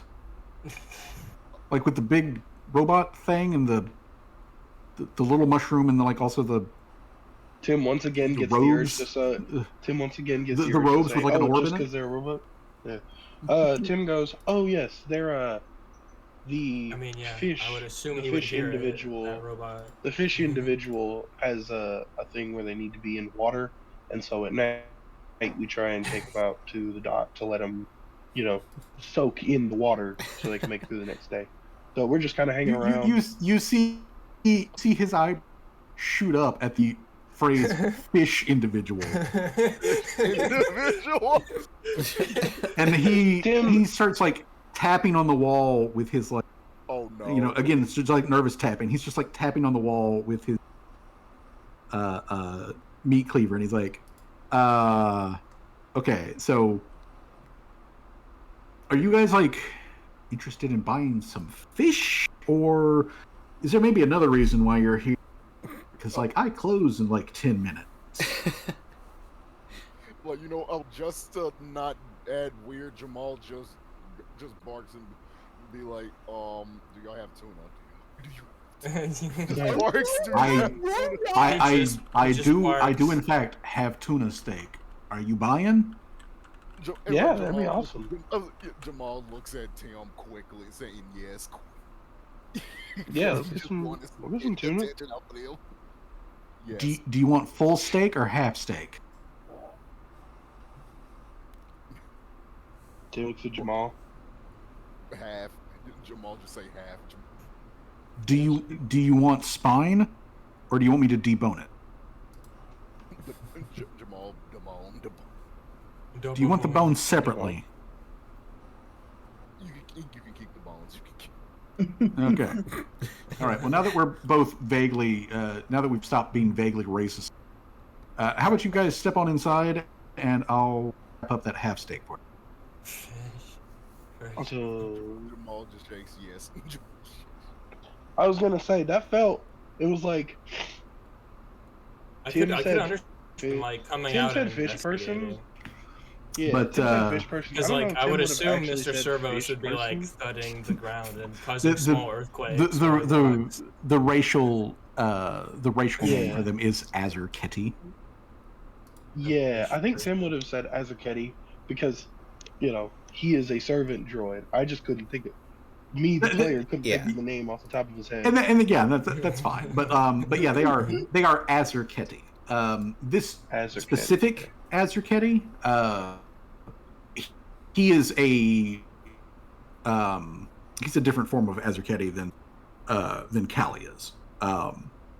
This guy is this guy is he's more human-ish than Callie is. Callie's actually the fish of the two of them, but he still very clearly has. This guy's human-ish.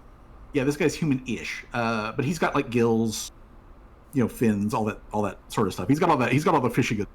And he does, in fact, have a full-grown fucking tuna body there on the table that he begins to chop up. He's basically he's doing rhythmic tapping with his almost like hibachi. With his how that tip tap tap he's doing a little thing to do his timing, and then he's chop and chops off a huge slice of tuna. So he starts doing that and engages the so what brings you around here with weird friends? Well, as previously mentioned, we had one Azucati friend who we're allowing to get in the ocean again instead of sitting in their saltwater pod for a while. And we have another one that wanted to come down here and get some bakery, some pastries.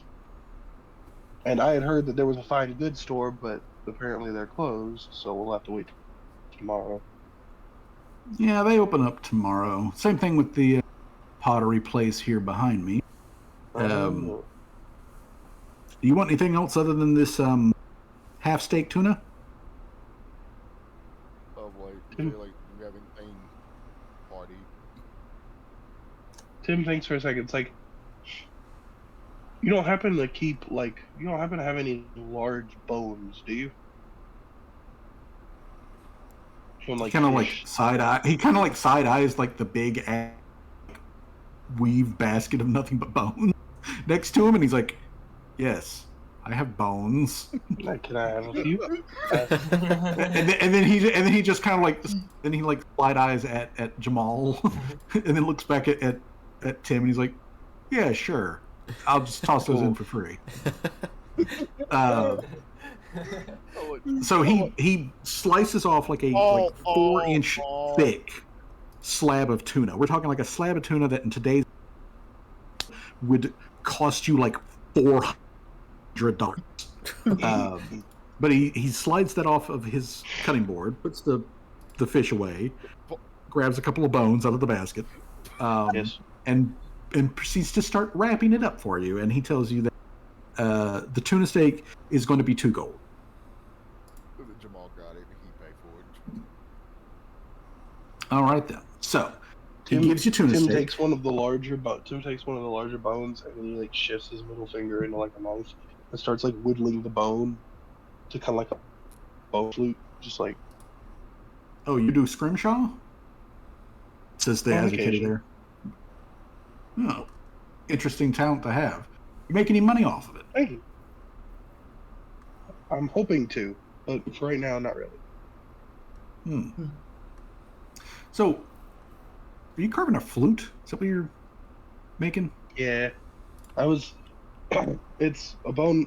Currently, I'm trying a bone flute, but like next up, I'm thinking of a crown piece to like go on a head with some of the sharper. Look, I'm not like real big into to clockwork stuff, so forgive me for asking this sort of question. But how do you play the flute?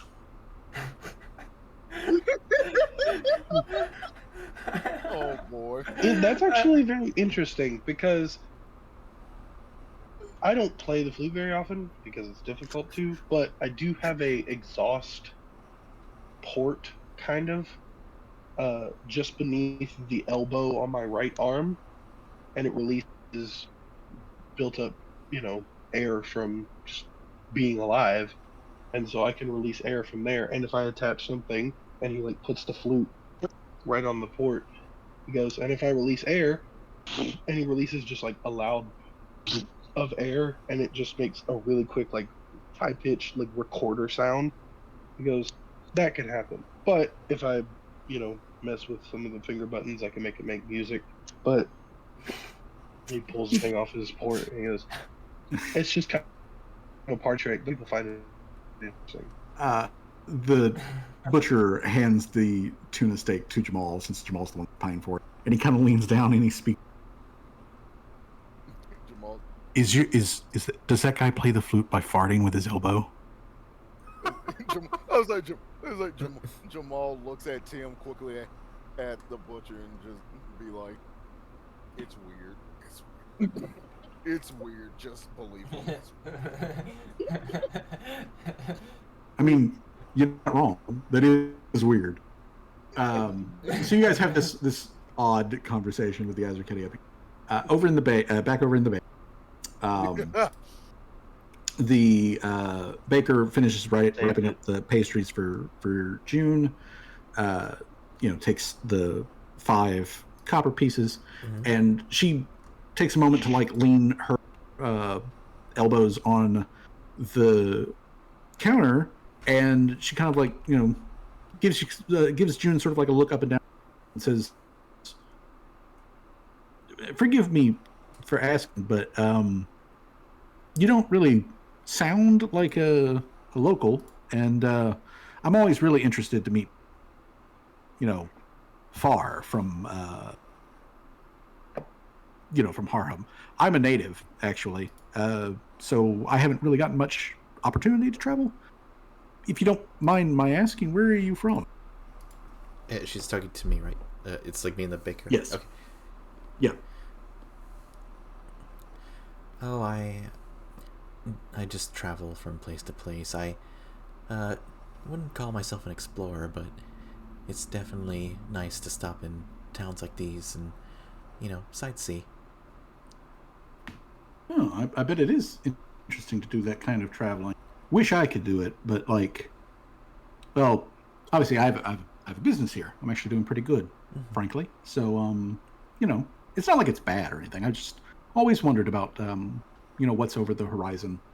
I was thinking, though, maybe if I pulled together enough money, I'm on vacation next year, and I was thinking about maybe heading up north, like into Uxland. They've got glaciers up there. Have you ever seen a glacier?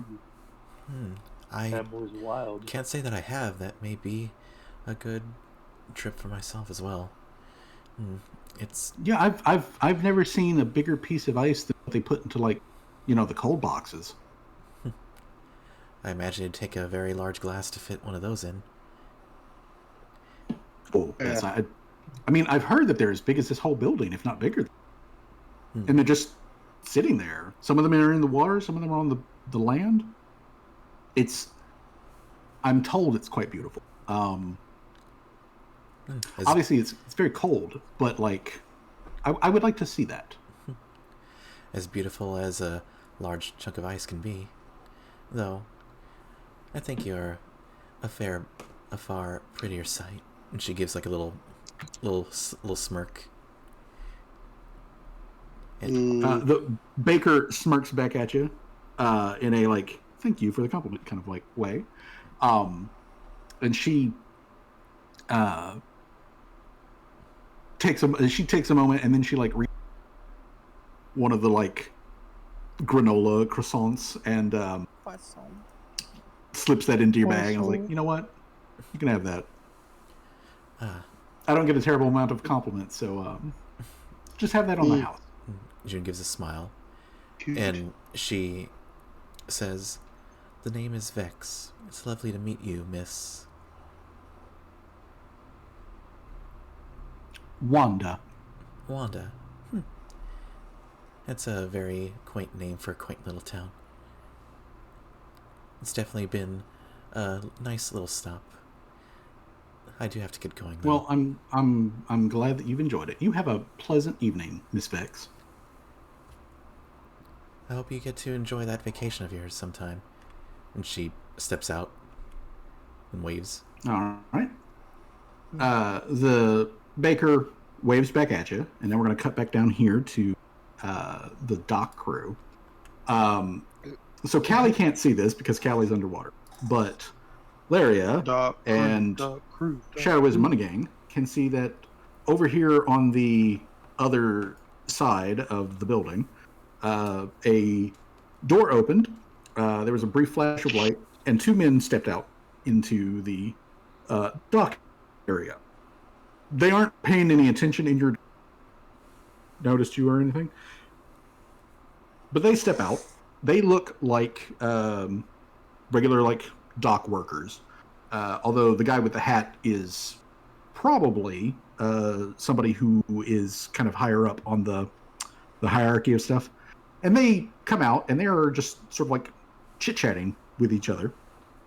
And you can very easily hear the slurred speech of two men who have been drinking. And they kind of they're not sloppy drunk, but they're a bit tipsy. They're feeling good. And they step over here. Yeah, they're feeling good. They step over here to the dock. They just kind of talk conversationally, between themselves.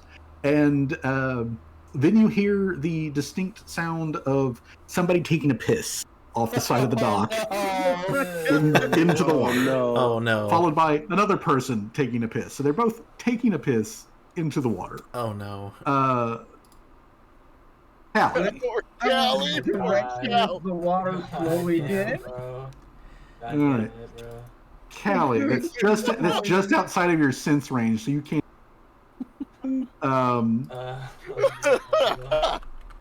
Okay. However, inside of your sense range, you can tell that there are at least 2 small boats inside of the actual like house beyond the store. You can feel them with your wave sense. But you can feel also coming into your range something big is gliding through the water at roughly the same level in the water. Oh no. And it is the same size.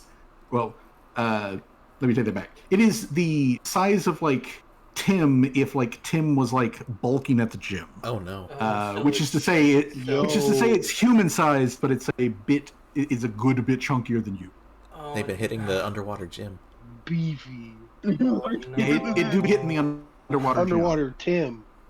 Oh my god!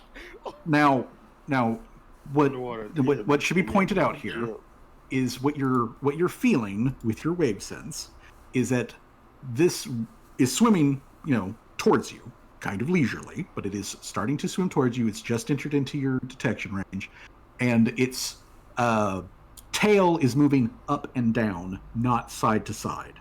Ooh. Oh, so it's not a predator. Oh no, it's a predator. It is. I'm just kidding. 100% a It's predator. gonna be a predator. Oh god. Technically, everything's a predator or something. But what it is it's not a. It's not a fish. It's not a fish. Not a fast one. Oh no. shit, Oh no, that's even it's worse. fast. It's fast. Oh shit. no. Hey, I'm 0 for 2. Well, We have to get into the boathouse, right? Yes, into the boathouse Let's is get where ready you're to trying to start get underwater this. boxing. Oh, all right. Good thing I got I moved the. Good Good thing I moved the cold iron crankshaft to my paladin. Okay. Because I'm not going to bring out like what an actual one of these things looks like, but I'm going to put on the map just so that we can visualize it. I'm just going to put a blank dude here. Mhm. If it Is that Peter Parker? come on, there we go. All right. So it's not here. It's not this close to you. It's just inside the dark area, and I just want to make sure that you're aware that it's here. It is man-sized. As it is beginning to glide closer, as it is gliding closer to you, the general shape that you are picking up is think like a sea, oh god, what do you call those things? Leopard seal. Like think a leopard, but like a big, bulky, yet streamlined leopard seal, and it stops. It halts itself about 25 feet in front of you, so right there at the edge. Sense, and you can tell that it's basically sensing back at you of the whole like it has detected you. It has come to like get currently just sitting there menacingly in the dark. Oh no. Get out of there! Get the Oh no. And as it is sighting you and you are sighting it, go ahead and make another nature check. A nature check. Oh no. Oh, it's even worse. Oh no. Oh Oh no. worse. Yeah, you are not you are not doing well on those, which is bad because into your comes a fucking second one. Oh no. Oh no. Ruh-roh. There are two of these things, and they are right next to each other. What I miss? There's two. This is getting out of hand now. There are two of them. Callie's about to get eaten. Callie has detected two creatures, and she doesn't know what they are. Callie's about to get ate. Okay. Well, Callie is actually about to do something is about to happen here. Okay, so Callie, you are currently underwater. You're not wearing your helmet. Mr. Servos is over there. Stand. Legal guardian is also over there. Standby. And Quick question: worried to death. What weapons does Callie have on her that also function underwater? I have cold iron crankshaft in my held items, and currently on my belt I have the bottle of acid, the minor healing potion, and the minor elixir of life. That's all I have. Okay. I would suggest that you do not try to use the acid while you're underwater, because that's not going to work for you.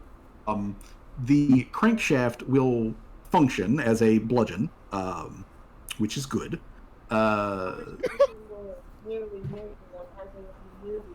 Okay, so this thing uses an ability. Oh no! Oh no! Okay, so and the funny thing is that Callie is the only one, because it's an ability that does not actually the surface of the water. It only affects things in the water or out of the water if it uses it out of.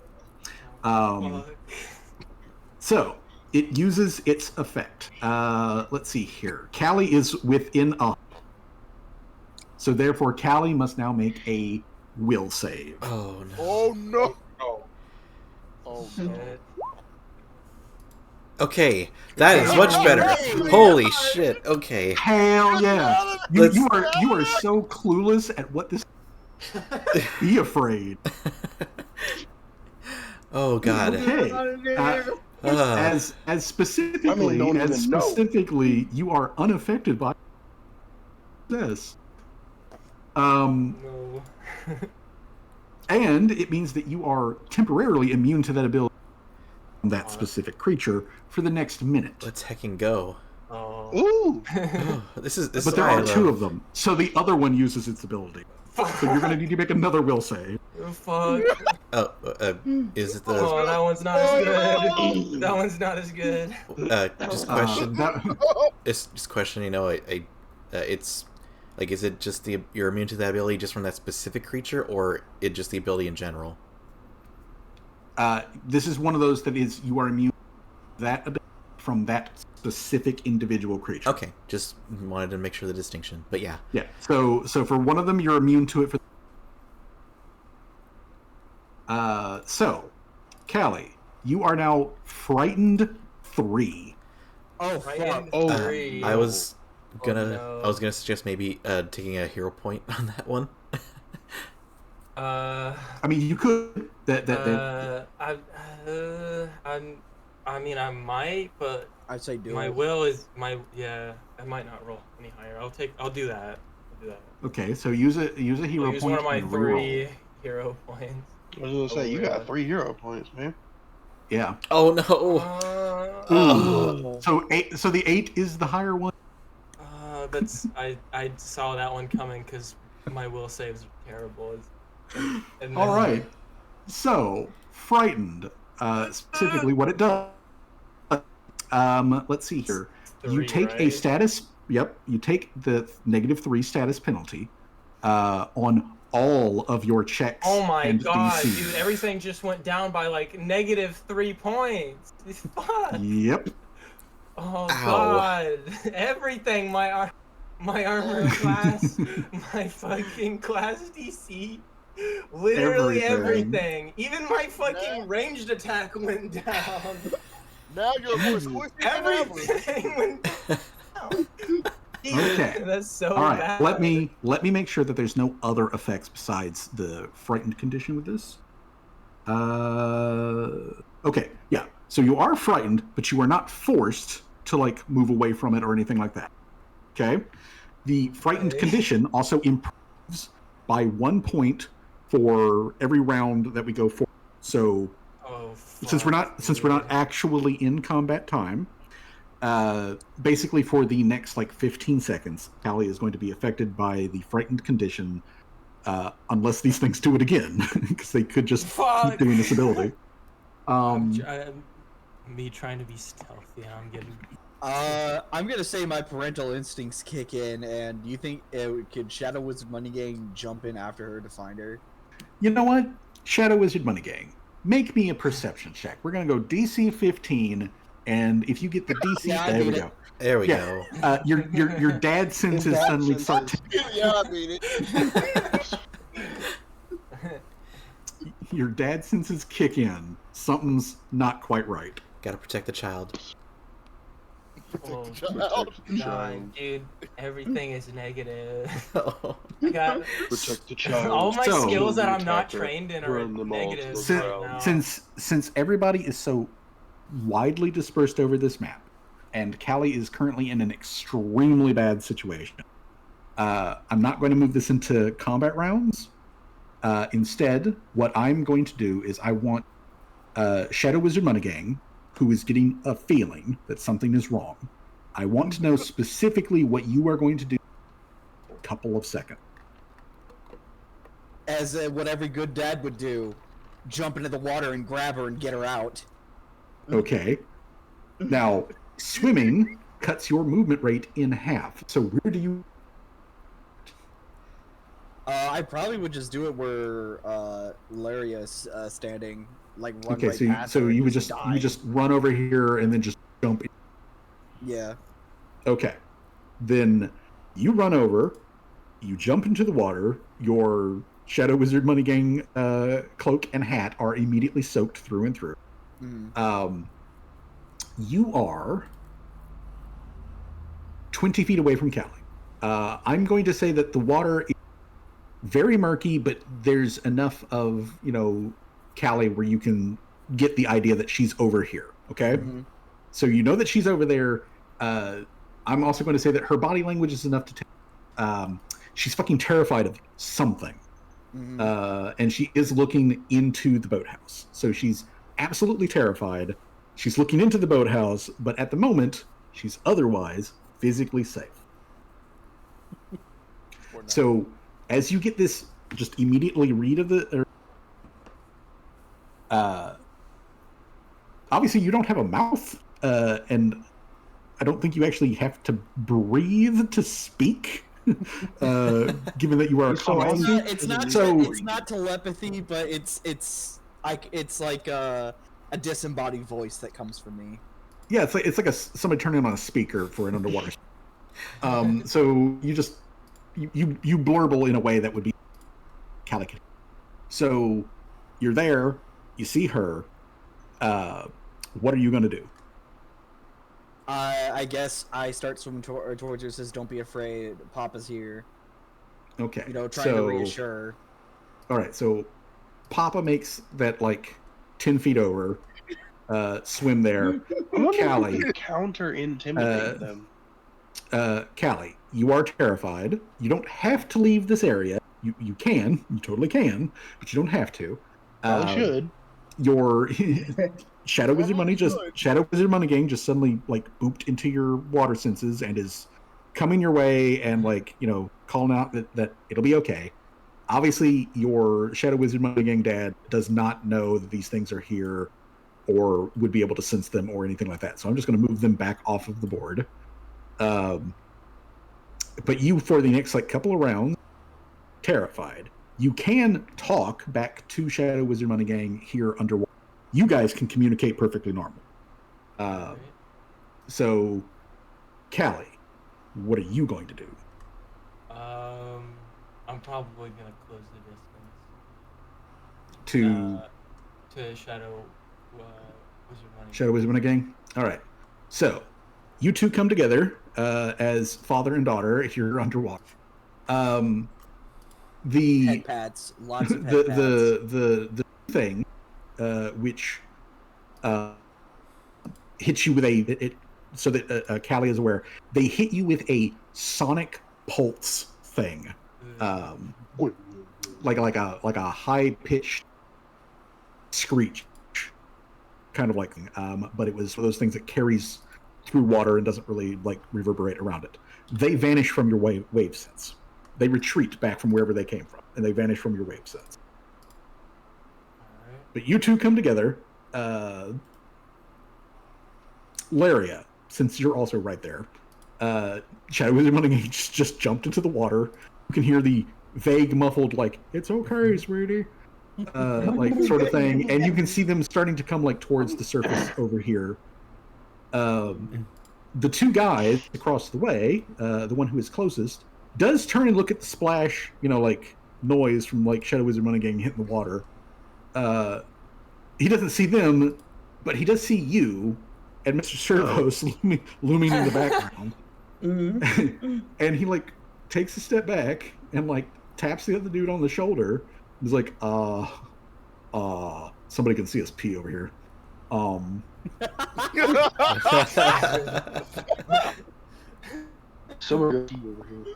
Somebody can see us pee.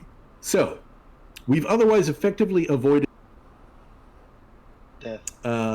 These two guys are aware of you over there, but they haven't done anything there. Other than the fact of them, like, yeah, they're rebutting their pants. You guys break surface. Callie, your terror is slowly ratcheting down, and over the next couple of seconds, it fades away. But something that was just a big underwater predator, and there are two of them, is somewhere inside of this boathouse. And they have the ability to be even more terrifying without touching you. So you're aware of that. And I'm going to say that you two come to the, Laria's right there, at the top of the docks, and can easily help you all come back up. I'm very strong. And all right, so to kind of move things along here, we're going to get you two back onto the docks, and since all of you can see it, let me go ahead and just reveal this section here. So this is where you've got the doors for the actual dock house. They are closed, but you got like this little like in here, and I'm also going to go ahead and say Jamal and y'all have like exited the fishmonger place with your package of tuna. So you guys are there just in time to like catch June and whatnot. Tim can vaguely see like Mr. Servos just like standing over here in standby mode. So as we are coming back around with everybody outside of the two dudes down here, like see Shadow Wizard Money Gang and Callie, climb up out of the drink and whatnot, and this guy, after like getting his pants buttoned and like taking a glance at his buddy to make sure his buddy's also like properly buttoned up, especially now that there's a potential child within range. Yeah, for real. Especially also it's an as breathes and swims and lives in the water that they were just pissing. The guy, this guy over here, like raises his hand and is just like, "Are you folks okay? Something wrong?"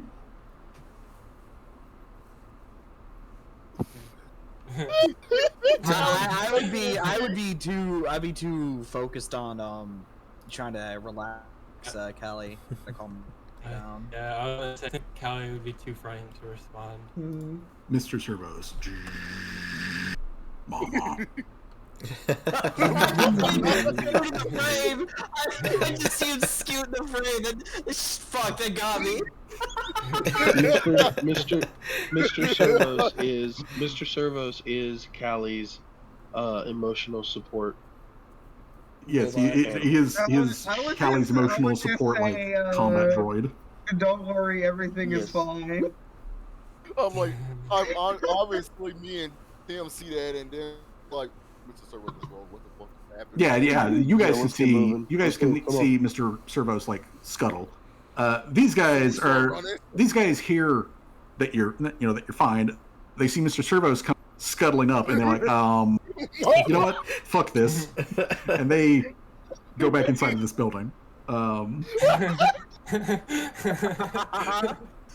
Good, because there's only one thing. If Callie gives me the word, there's only going to be one thing on my mind. Murder. Kill him. All right, I'm gonna move everybody We can't down murder, and around remember? here. Okay, so We're not allowed. I'm eating my pastry. Okay. I want to point. All just holding his food. I want to point one thing out. Is that there are two otherwise. You guys actually have two different entrances to the boathouse, and I realize that we just skimmed past one of them, but I want to bring it up. So you know about these double doors that sit over the water. There is also this section doesn't actually have a roof right here. It has a wall and a gate. Oh. Courtyard. The actual building wall starts over here where there is a door, but like there's a little courtyard section right here that nobody has like peeked into or nobody's popped out of yet. But there is a whole like double doors like right here. So those are two entrances into the building otherwise aware of. The entrance for this section, which is the house section, is located right here. And I can go ahead and click the thing to reveal that bit. But yeah, the door for it is right there. So you've got warehouse door. There is a window like on this side, but it's dark, like nobody's inside of it or anything. So you got a warehouse door here. You've got boat doors here, and then you probably carriage, wagon, something there. So those are your current options for entrance into the rest of the building. Are y'all getting in trouble again? No.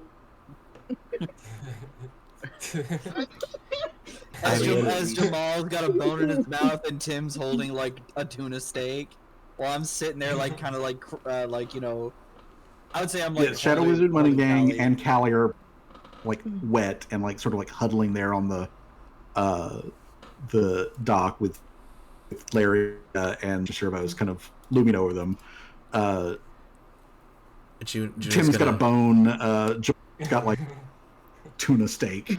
Juna's gonna like kind of like gesture to Mr. Servos, like, why did you bring him here along? Do you know how this like she's kind of like waves her croissant at them, like, this thing isn't exactly missable. Like, anybody just stealthy, yeah. Anybody that just looks outside sees this giant robot. Jamal, roll me a perception check. Oh, no. Like, I'm not like screwing this out, just like, you know, like in a kind of how I was like, are you serious, guys? Come on, like kind of like that. Yeah, just whisper shouting. Yeah. I get you. But Jamal's in the back of the party, so I need Jamal to make a check. I'm gonna say from now on we're gonna have to start considering how to this mission, and if it is, we might need to leave Mr. Servos at home, or get Mr. Servos equipped with a stealth setup. Well, that's a good roll. That too. Stealth mode. That is a good roll, and that's a good thing that you make that. I mean, I was trying to be stealthy going on the. Yeah, I mean that was very smart. Okay, so Jamal, you know, June is currently with it, kind of rightly, honestly, being like, the giant robot thing is not really stealthy. Oh God. I just kind of slowly turn to June. I'm like, I understand it, but right now, Callie needs my attention. So please, calm down. I Jamal, try not to say like that robot. with your enhanced sense of smell and all that sort of stuff, which it doesn't smell great, over here next to the water, anyways. Like fish. But you get what can only be described as Axe body spray smell, and from behind you, just kind of like casually glance back, where the smell is coming from. This raised fence, which this raised wall here is like 10 feet tall. But just over that wall, you see a kind of sweaty looking human face, like peeking over the wall at you guys. He's attempting to be stealthy about it, but you have noticed him. He's like, Jamal trying not to heat the smell. He just... you can smell him. You smell, glance, off in that direction without really like keying in that you've noticed him. But he is like, he's got like, you can see like at you guys. He looks sweaty. Gross. And then he ducks back down out of sight, and Jamal can hear a quick tap tap of footsteps, and then what sounds like a very, very quiet, distant click of like a door closing. I'm like, I would probably. I was like, Jamal. I was like, hearing that smell. Him turn. What is it, boy? What is it? What do you smell, boy? I don't think Tim would understand. He would understand anything at that moment. I think. No, I don't think Tim. I would be the only one that. That I would probably say Jamal just quickly noticed the June to stop her running. I wouldn't say it's not a rant. It was just kind of like she's the mom of the group. Yeah. Yeah, she is. And she's being properly momish. I would say Jamal quickly walks up and pull her jacket into she turns around. to alert her. Jamal barks, I don't want to alarm you guys, but I think somebody noticed us talking and all that, making ruckus, and I believe he might have went back inside the building. Great. Now they're going to be on high alert if they're not going to come out and beat us to death themselves. Alright, well, I think we've officially gone bottoms up here. Should we make a hasty retreat or just go guns a-blazing? I don't think that the latter option is really Well, we're not particularly made. I mean, we kind of are, but it's 50-50 at this point. But I'm not going to leave the job undone. To say we don't. Again, just out of character. We don't. Out of character. Go through the double door. Out of character. Our mission wasn't even supposed to go into the boathouse, was it? It was just more to see if the guy showed up at the boathouse. Yeah, it was to see if the guy showed up at the boathouse, or if he was already there, left the boathouse, or anything like that. The Falkert essentially explicitly said, but he implied that if you need to go inside of the boathouse to look for him, then do that. But he never actually specifically told you to do that. What? Hold on. He left it open, and he gave you a piece of paper that had a schedule that this guy seems to keep, which has sundown as his general arrival time, which you are past. So if he has arrived today, he's already here. Okay. His leaving time could be as early as 8 p.m., which I'm going to say that it is roughly 8 p.m. now, to as late as 2 p.m. or 2 a.m. So sometime in the next, like, possibly, like 6-ish hours, this guy might leave at any point. So if he's here, I'm just going to go ahead and tell you, he is here. In 6-ish hours, he'll leave. So technically, yes, you could pull away and stake out and just wait until he leaves. That's a total option that you could do. Or you can go actively I look. like that idea. Yeah, I was. Yeah, But also, I was gonna say, would it be that bad of an idea? Obviously, I think stakeout's probably the better idea. But could it be that bad of an idea to just be like, "Hey, we're looking for this person. Are they here?" That's gonna that's gonna alert them, one, that we're looking for him, and two, that like we are like we're pretty sussed out already. But like that's just gonna like on top of the fact you just fucking have pretty much a giant robot rooming the fucking place originally. Then on top of it's causing a lot of attention. Splash, and then some seconds later heard another fucking splash, and then probably heard a dude who was like, "Okay, I'm going in the building." We need. I think we should maybe pull back and then wait. No.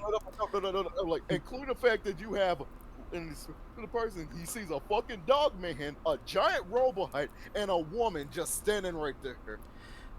June is gonna. The woman yelling at whoever the fuck is in the distance. June is gonna raise her croissant up and say, "We need to make a decision now. We either bail, or we stick around. We stake out around the perimeter, and wait to see if this guy is even here. And we need to. We need to stake out. We need to decide this now. Yeah, stake out. Okay. Yeah. Did someone say they'll BRB? I don't remember. I'm about to BRB because I got to go to the vet. But one last thing to let you guys know of is the lights that were inside of the fishmonger place. They go out. You guys hear the door open, and then like flipper feet, flap of the Azurketi guy like walk down the street. I and just then think leave. of SpongeBob shoes. But yeah, he flops down out and goes home. Similarly, on the other side of the building, bakery also like closes down for the evening, and assumedly the baker goes home. I don't this like this building over here on this like corner. This is the restaurant. This is still technically open. You guys can see some light coming out of the window, but at the moment, nobody's come out or anything like that. So this building is, or this one is still technically an open business, but the rest have closed. Now, I'm going to step away. You guys discuss what you want to do. I got to go piss. I'll be back in just a minute. I'm assuming that Callie has like calmed down, right? I don't know. Oh. Probably. Dude, that frightened thing, it's so it's so bad. Sucks. Yeah, that was horrible. It takes even I even have negatives on all of my saves. So like I had a 6 will save. I have a 3 will save. It could stack, and I get more and more. So Callie, should you let Papa get revenge? I don't think that. That would call more attention, though. That's just. I mean, at this point, I think it's a little too late for calling attention to ourselves. I think we either need to. I was gonna say I could sit in the water and like next to the boathouse, and just like sit there out of sight in case I see something like coming in or out. And obviously, I tell Mr. Servos to stay at a reasonable distance so that it doesn't get spotted. I would rather probably just send Mr. Servos home. Oh yeah, I was gonna ask. I mean, at this point, I think it's a little too late to send Mr. Servos home. June is gonna say we need to make a perimeter around the building so that way there's no blind spots for this guy if he is here to slip away unnoticed. That's our mission. It's what we get paid for, and I don't want to leave empty-handed.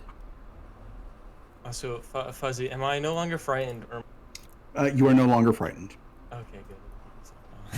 Yeah, you can take that off.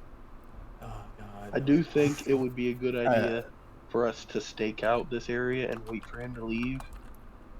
Yeah, I agree. Because that is our job, and that's what we're getting paid to do, is just to see him leave. Tim doesn't have to sleep, so he can be main watch if need be. I would say Jamal told the team, would tell Tim, that's a good idea, but that's gonna be kind of a problem because he kind of already saw me, you, and Miss June. Mhm. So True. But if we hide off somewhere kind of far away, then they might not even see us. It's like Jamal probably say, if you can make yourself blend into the anywhere, that will be fine. Do I have a way of disguising myself? Really, just find like a good spot to like hide in. Really. Like shadow. Yeah, and there are literally a lot of places. Wait a second. I have Brick. He can last for exactly 6 hours. Yes, and he is also specifically good at detecting. Yeah. However, as I stated at the beginning of the session, it's been 6 days, not 7. Wait, it's the stroke of midnight, is it not? I mean, it was right now. It's like 8. Technically, yes. In a couple of hours, it would be on Halfus cooldown. Day. Yeah. I was like, you know what? I would probably say because I think this would be kind of funny to do anyways. Oh, the Jamal would be like, okay, this is what we probably do is especially we know the entrance to this place. Huh? It was like, how about you just find a spot that can loom, and I would just disguise myself as pretend to be a stray dog and just. Fucking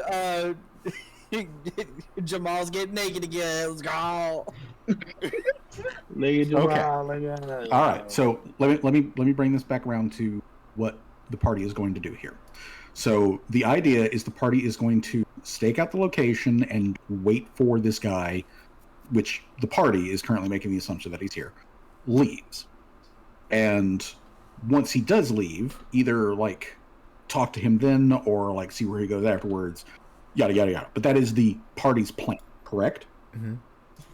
Yes. Okay. Correct. All right. So then, what I'm going to say is Mr. Servos essentially gets packed away into like one of these shadowy alleyways here. Shadow Wizard Money Gang. Yeah. I'm just gonna move him down here so he's still on the map. Out of sight, out of mind. He's just out of sight. So he goes into hides behind a building in one of those like narrow. I want the rest of you to arrange yourselves around the building on where you would like to set yourselves up to keep an eye out for anybody who comes in. Could Tim break into this building now? No one is currently watching, so yes, you could. Which building specifically do you want to break into? This man just wanted an excuse to smash and grab. We are does anyone real quick? He says, "Does anyone have lockpicking stuff?" Acid splash, go Burr. I have a bottle of acid. Yeah. I have an old-fashioned rock. I'm like, Tim, I think the only person that right now that would probably help assist you would be June. And I don't think June wants to do that with you. All right. I'll just find a spot to. I was gonna say, I'll just find a spot to. All right, so hang out. let me go ahead and clear darkness from around the perimeter here, and I want you guys to arrange yourselves where you want to place yourselves. Mm-hmm. All right, I'm gonna go back in the water.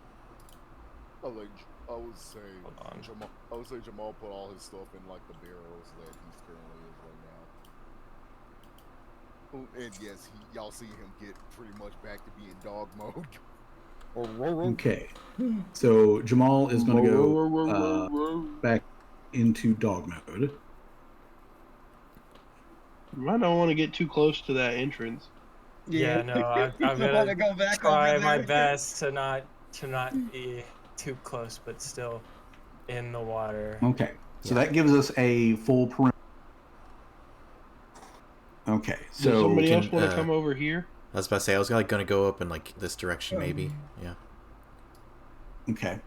I know it's like light over here, so. All right. So Jamal's posting up in dog mode, correct? Yeah, I'm like, yeah, and I'm Morph.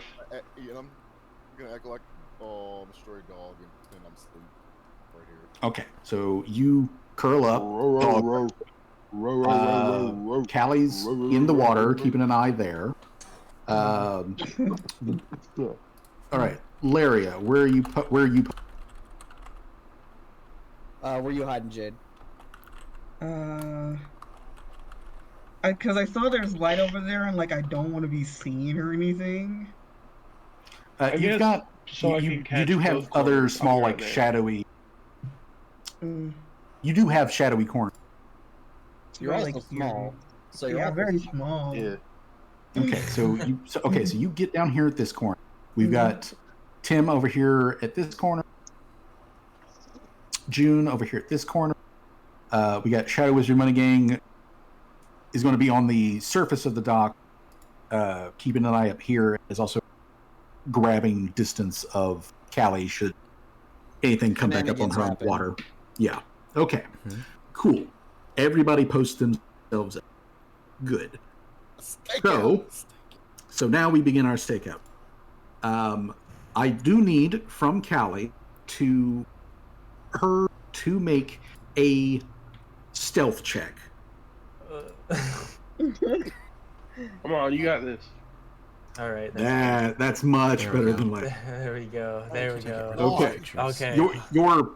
Your existence, period, in the water does not draw the attention of the two. So, God. so they don't come creep. They don't come creep to chirp essentially. So that out of the way. We'll just go around the board by one perception checks, and we see what happens here. So, Laria, starting over here with you, I would like you to make a perception check for me, please. And I also believe you have dark vision, correct? Yes, dark vision and low light. Okay, 21. Cool. Mm-hmm. All right. One thing that is notable is the restaurant area just before midnight closes, and this guy and this guy that you saw before, and another dude that you never saw, but these are all just humans. They leave when the place closes down, say their like goodbyes to each other. They don't know otherwise make any sort of thing. And they wander off and they go home, wherever home happens to be for them. So this building is closed, and now, as best you can tell, empty. Tim, if you would also please make your perception check. Yeah, one second. I got a nosebleed. Oh, Jesus. You really do be eating that Subway sandwich. I do. He hungry. He hungry. Much better. He hungry. Actually, this Subway sandwich eating me, bro. All right. 15. Okay. Tim, you detect Can I nothing do a out. hero point? I mean, you can, but I'm going to go ahead and tell you. So you just don't detect anything out of the ordinary. Okay. Not on your side of the I was like, did I miss something? No, we are aiming for a. Just to make that clear to everybody, we are aiming for 15. June, if you could now make your perception check. All right. Go switch to the Get it. You got this. perception. Oh, wrong one. Or wrong tab. Group mom. 25. Nice. Hell yes. Okay. Yeah, dude. That's the leader. All right. June, you've got a good spot to view up and down. See Tim. You see that Tim is not reacting as if he has noticed anything. You see Jamal is currently in, dog mode and pretending to be asleep. The alleyway, otherwise, empty and quiet. And it gets quiet enough that you pick up some faint noise coming from inside the collected building that is the boathouse. It does sound as if you're like through multiple walls and whatnot, that you are hearing conversation. So there's at least two people that are talking. And you can hear faintly what sounds like some instrument playing. Some like musical instrument also is playing very quietly from that same mayonnaise? General area. Mayonnaise is not an instrument. It is actually, though, a little fucking like hand accordion squeeze box kind of like thing that is playing gentle sea shanty music the inside of the building. Jamal, since you are so much closer than everybody else, and you also have the scent ability, make your perception check.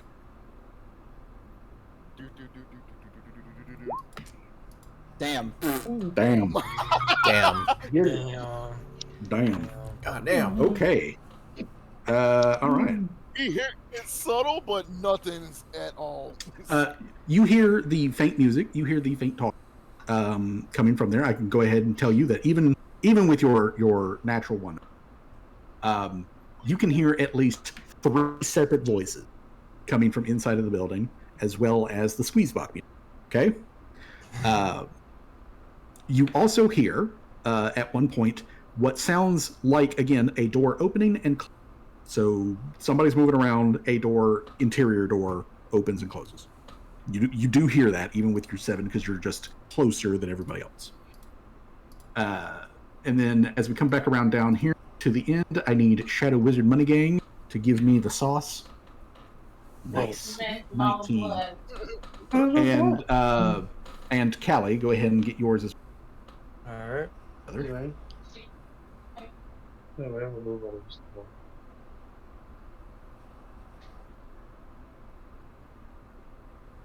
I hate nosebleeds. So annoying. You got your nose pinched? No, I blew my nose too hard. Oh, shit. Okay. 16. Well, that's still a pass. I have a headache and my nose is bleeding. Well, yeah. Be careful. That's not good. Yeah. Okay. Shadow Wizard Money. Where I die. It's been an honor. Oh my God, don't say it. So, first of all, Callie, you don't sense anything moving around in the... you do detect the 2 small craft which are inside the boathouse.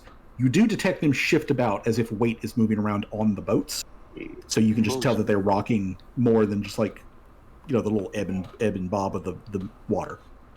So something is moving on the boats. So you can tell that much. Shadow Wizard Money Gang. You hear a door open behind you inside of the warehouse section right here. And you quite clearly hear the tap of feet moving around. And then there is a thump, like literally right behind the wall that you're at. There is a thump of something heavy getting put down. And then the tap door sound of like moving away from there. Bless you. Bless you. So inside of the building, somebody walked into the warehouse, put something down, and then walked away.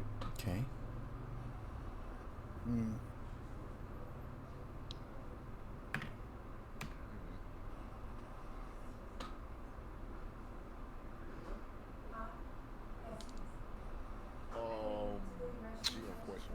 Yes. Is there happen to be light just flashing past the boundary of the whole place? Like, what do you mean? No, like it's a you said it's a warehouse, so it's just like there's no windows. Well, there is actually, but there is no light on the inside. Yeah. Okay. I guess there would be a tiny little bit of light that flashed as the door opened. So there's definitely light interior somewhere inside of here. But yeah, there would have been like a little poop of light there as the door opened and then closed again. Okay, so we roll around to midnight. Brick resets. And as Brick resets, June and Jamal, you guys hear a door open over here in the like courtyard section. You hear multiple footsteps, and then you hear like the rattling of like a lock and all that. And from the exterior door steps two people, one of which meets the description of the dude named Jimsif that you were told about. The other one is not Jimsif, obviously. And give me a moment to populate those tokens. Okay. All right, so... Jamal probably perked up and June saw him. Yeah, you guys are in to see and hear this. So, you move these guys to the correct layer, and then so out of the these doors step these two people. Bird. One of them is a human man who meets Jimsif. He is wearing pretty nice clothing, all things considered. And he very clearly has a symbol of Abadar stitched into like the shoulder of his tunic, which also has like a little patch there that like says that he's part of like the harbor authority and all that sort of stuff. So, basically just this is his uniform, essentially, that tells you that what he is and who he represents. Okay.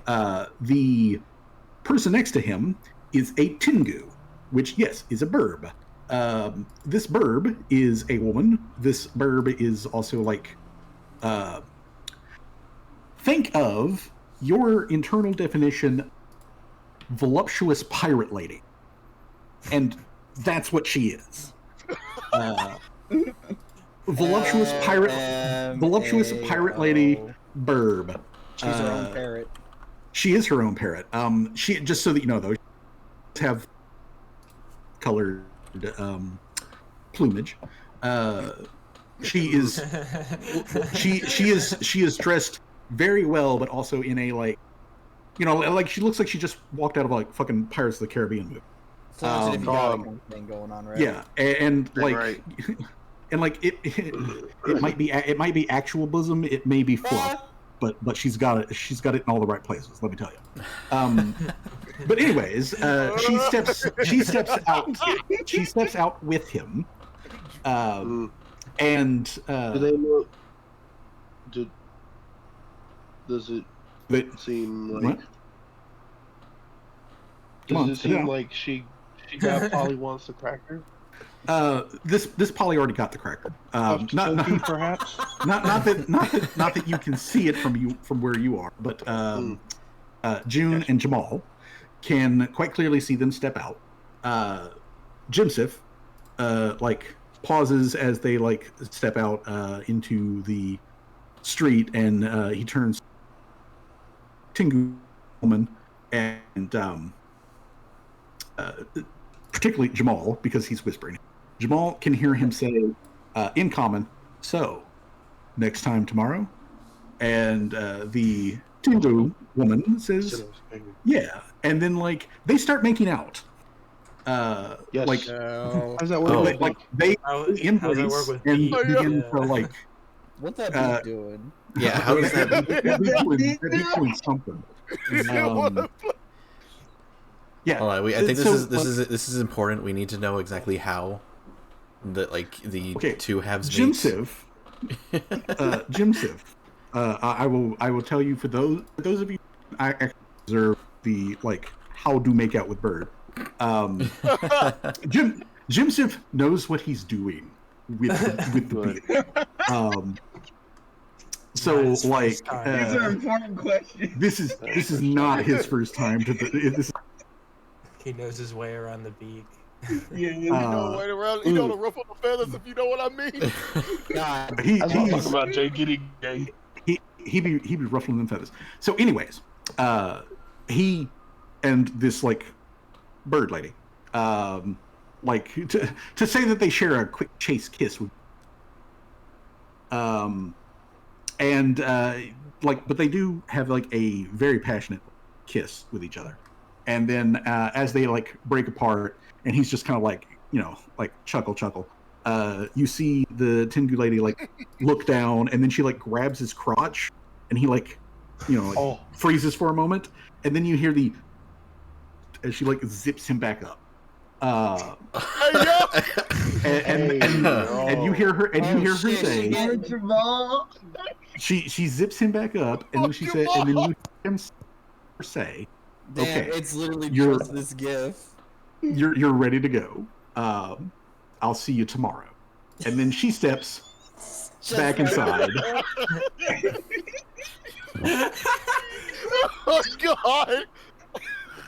She steps back inside. Jimson starts to walk away. Sees Maul. Pep in his pays attention to Jamal straight. Does not even bother to look twice. But he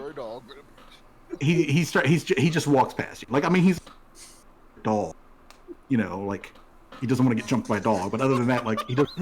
Yeah, he's not paying any greater attention. He's got something else on his mind. If you get jumped by this dog, he's definitely going to remember it. Well, just remember, aim high for your bite. Aim high. Oh God, no! I mean, he's 3 feet tall. He's gonna have to aim high every. So, Jimsif, the guy that you guys are looking for, is currently on the street by himself. Jamal is right there behind him, and he's not paying any. Take him out. Just a regular dog. Quick question though, he could theoretically see June. So my question here is: June hiding her presence? There are shadows to do that in. She is trying to be nondescript, not nondescript, inconspicuous. She's trying to be inconspicuous. She is eating what remains of her pastries. Okay. But she's trying to be she's trying not to draw attention to herself, but she's not trying to be outwardly suspicious about it. Make a deception check. Deception check. I don't know, man. I try not to draw attention, but if I saw a man get hey, let's go. That as well. Hot damn, June is good at this shit. Yeah, you are nondescript to the point that he does not he notices that you're there.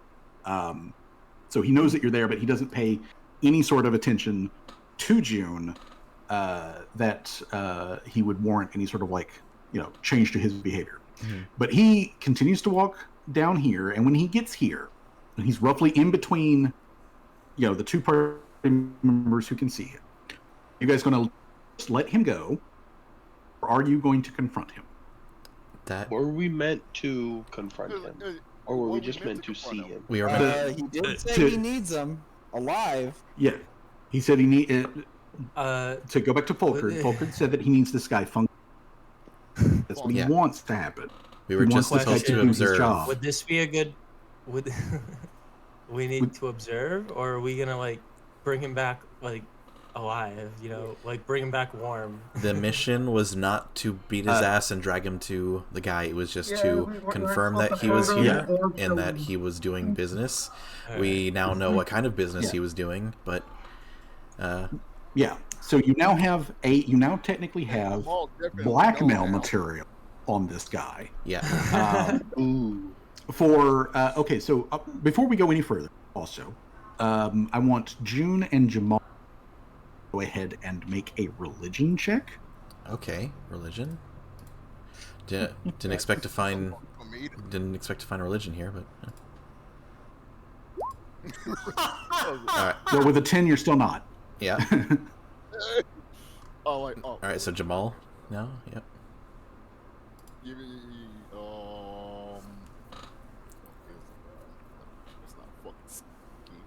It's gonna be it's on the skill. Yeah, it's on the skill list on your first tab. Okay, I see it. Hey, 19. Okay. All right. Good thing, Jamal. Okay. So, Jamal, to make some stuff here like specific. All right. So I'm gonna say that with that check, you managed to bring up some information to mind about Abadar and people who follow Abadar. Kind of like, what do they do? And also, what are they supposed to not do? Okay? Oh, shit. Okay. Committing a crime in the eyes of his religion. So, all the time. Assuming that this guy pays more than lip service to Abadar.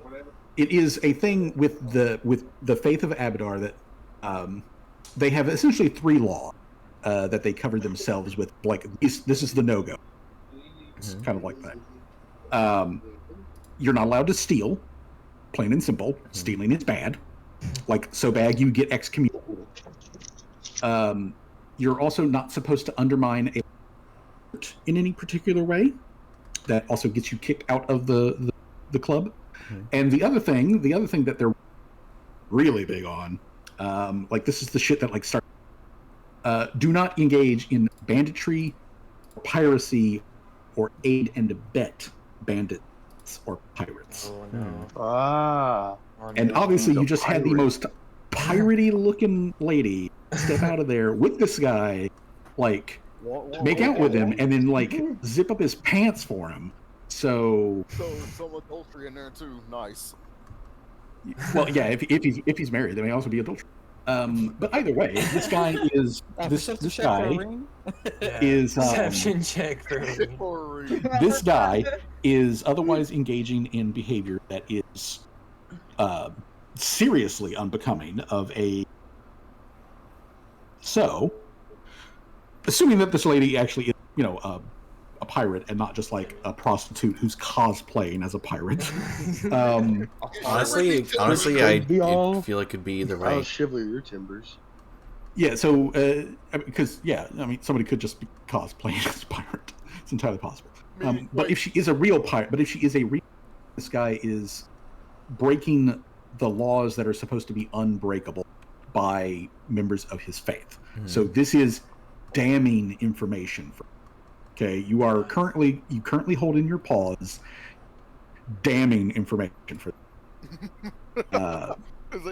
So the reason that I bring this up is because if you guys decide to just let him, then where we go from there is dealing with him and the like other Abadar blackmail him. If you want to like talk to him now and be like, hey, we've got material that we could blackmail you with, how about you just do the fucking job that you otherwise ordered to do and quit like pussyfooting around or whatever, and we won't tell anybody, or something along the. I'm letting you guys know that you juicy fucking blackmail material. Yeah, probably good to do it now. The reason that I'm stressing this, so minutes were.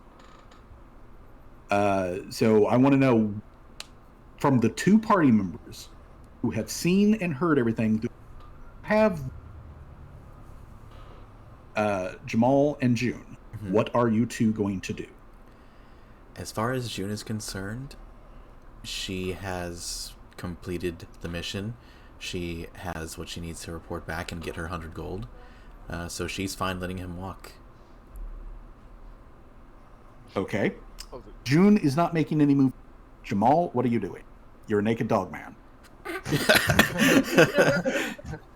Shit, he might think he's part of the brothel. Who knows?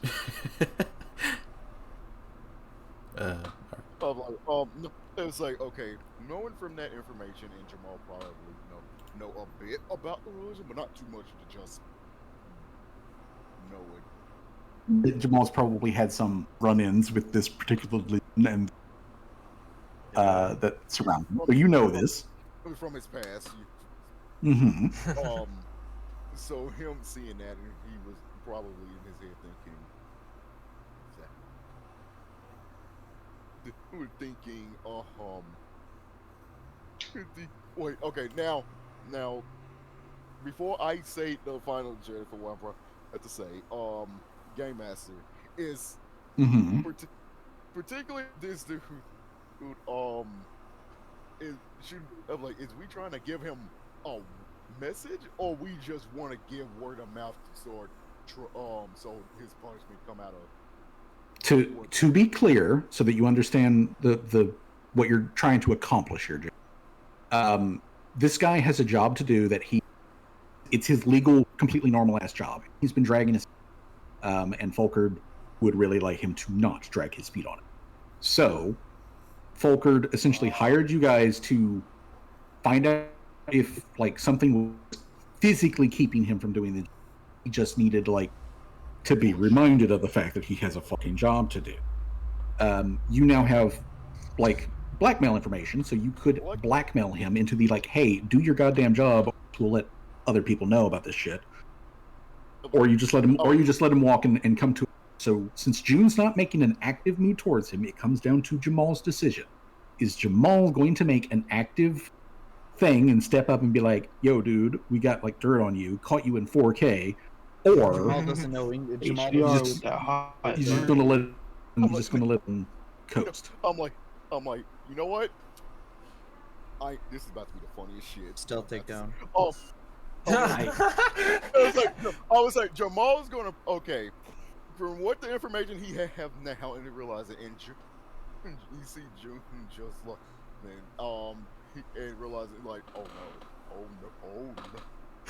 oh no, he waved to June to stop him. Stop him now. Okay. All right, so Jamal is waving, signaling, hey, stop him. Yes, hey, stop him now, because he just now realized something. Okay, so Jamal, you've signaled June to get the guy to stop. What are you intending to do? Assuming that this guy doesn't see fucking makes it run for it. What are you intending? I was like, well, Jamal gonna do what he do best.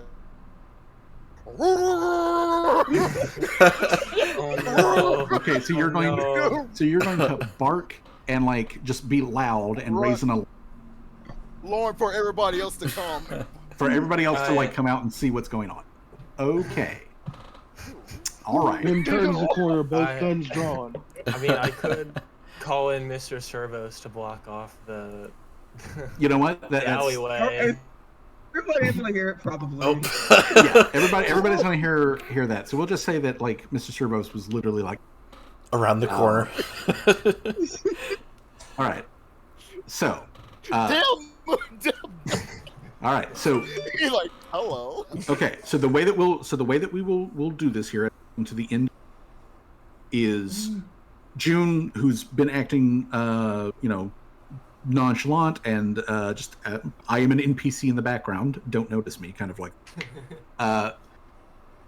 tosses the last bite of her croissant into her mouth and pushes forwards and peeks into enough of the light to be like, hey, see this hairdo? It means I'm the main character. This guy comes to a stop, and then a naked dog man runs up behind him and starts barking really loud. Everybody in the party is alerted. You guys hear very clearly Jamal making these noises. I'm going to go ahead and say that even Cal can hear enough of a distorted echo to be like, that's Jamal barking. So at the end of today's session, what we are going to do is I'm going to go ahead. The party up here and around this dude. So he's basically just kind of blocked off from going anywhere. So you guys are going to be here surrounding him. He is stopped. He's cornered. Very surprised by the whole thing, and is just like, what's going on here? Shoots him. He shoots him. I hit that by accident, but that is funny. That is funny, but yes. Anyways, turns corner.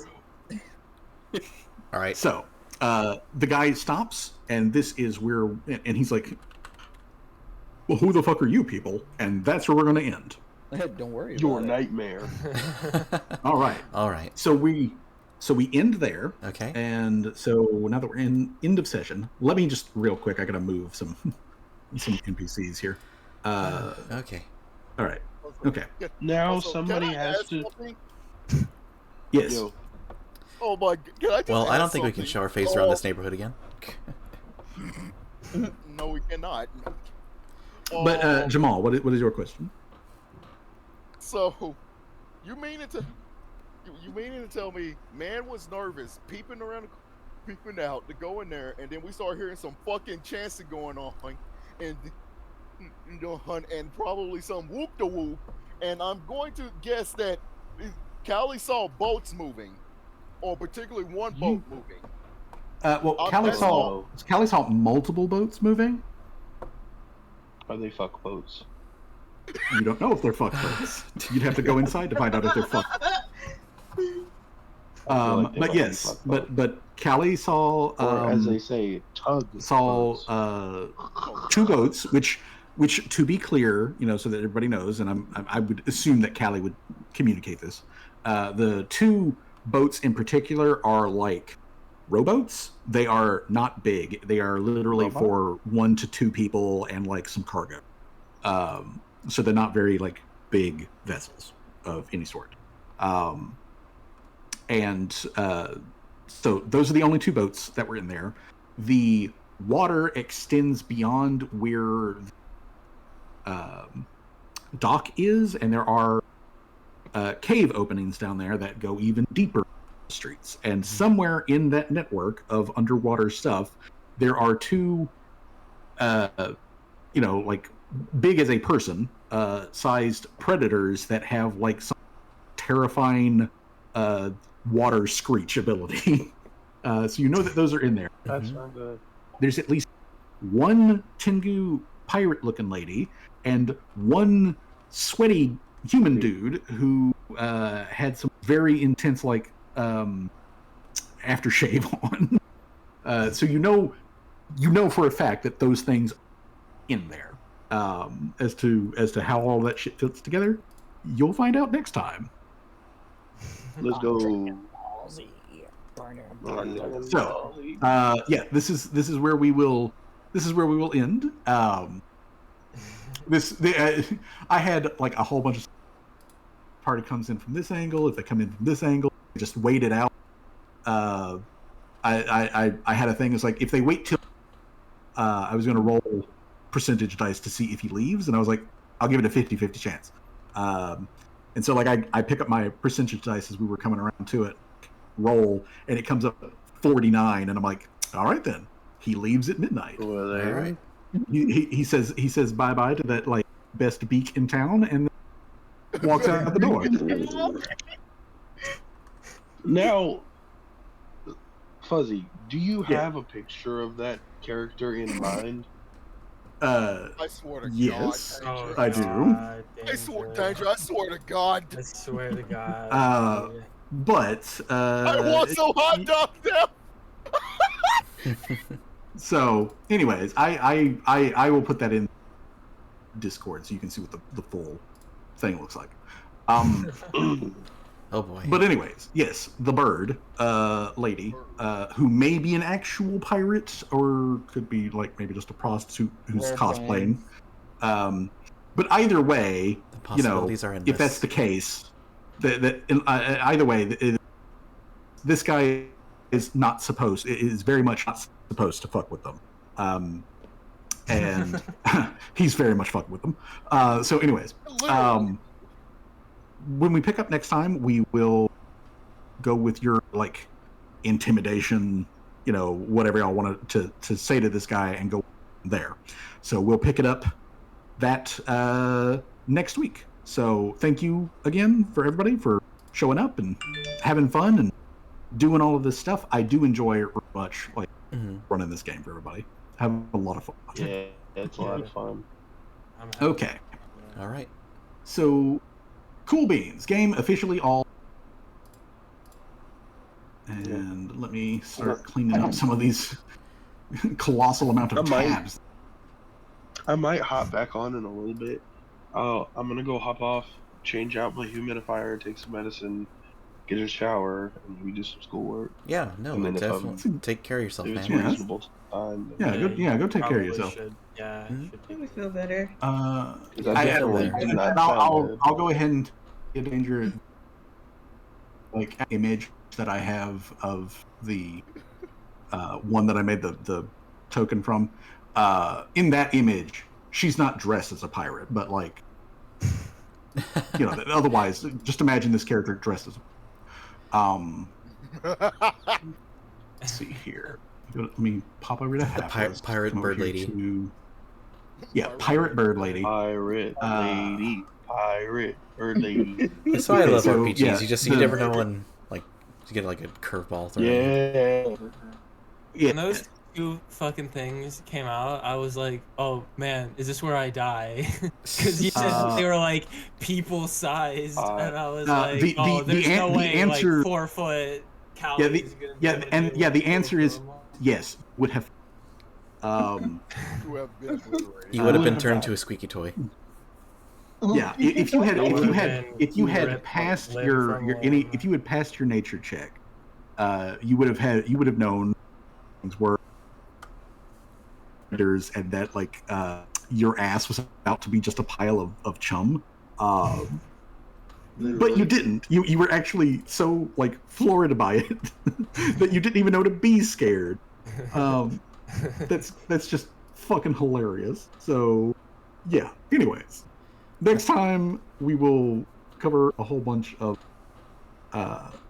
fun shit, and this will be cool because like I had a whole thing like written down, like if you guys like burst in and like essentially catch this dude with like his pants down and and all of that. So like like this is rolling in age. This is very happy for it. Does she give beak? Yes. Oh god. She do be giving beak. Why would you want that though? Anyway. That's it. No, that's what I'm saying. That's a sharp looking beak right there. It is a sharp looking beak. One wrong twist and it just falls on the floor. Her jaw or something. I mean, quite possibly, Jimsif is just some weird shit. Good point. But either way though, we're all done here. So did we get any experience or no? I mean, I'm assuming not. We haven't yet. You know what? Since we haven't really the encounter, I'm gonna hold back on that. Yeah, let's just wait. It's unfortunate we can't go on longer. Well, I mean, technically speaking, we could, but like I wanted to have a time limit on it so that like we didn't just keep going and also, going. Yeah. 4 hours is a good time limit. It is. It gives us the ability to be like, we can get a lot done in 4 hours.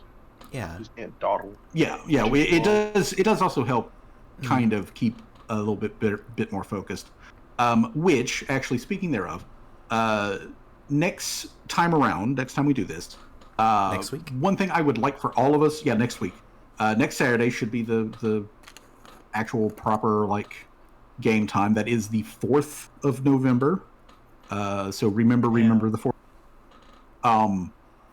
But next time that we do play, something that I would like us to do on these game calls, because I think it would also be beneficial for, especially with Citrus streaming and stuff like that. That if we can try to limit at least a little bit asides and jokes and everything. I don't want to hamper on that because that's part of the fun of all of us coming together and doing things. Yeah. But like it does tend to get loud and it does tend to like swing away from the point. And Yeah.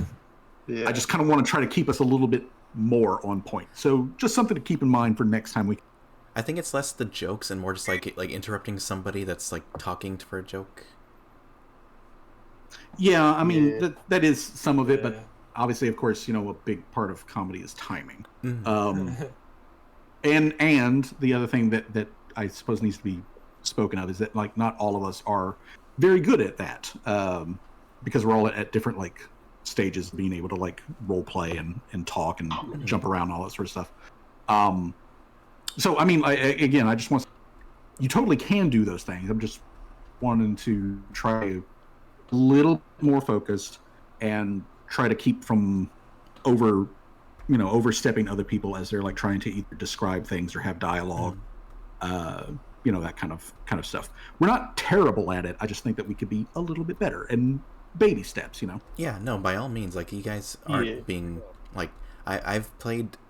Obviously, it's IRL, but compared to online, I've played with some pretty rough, just bad people that like constantly like in the middle of combat and just like, oh, all of a sudden I like interrupting the DM and stuff like that. Like all of a sudden I do this and the DM's like, no, you don't do that. Like stop, and like they still keep going. Like you guys aren't doing that. Your guys are fine.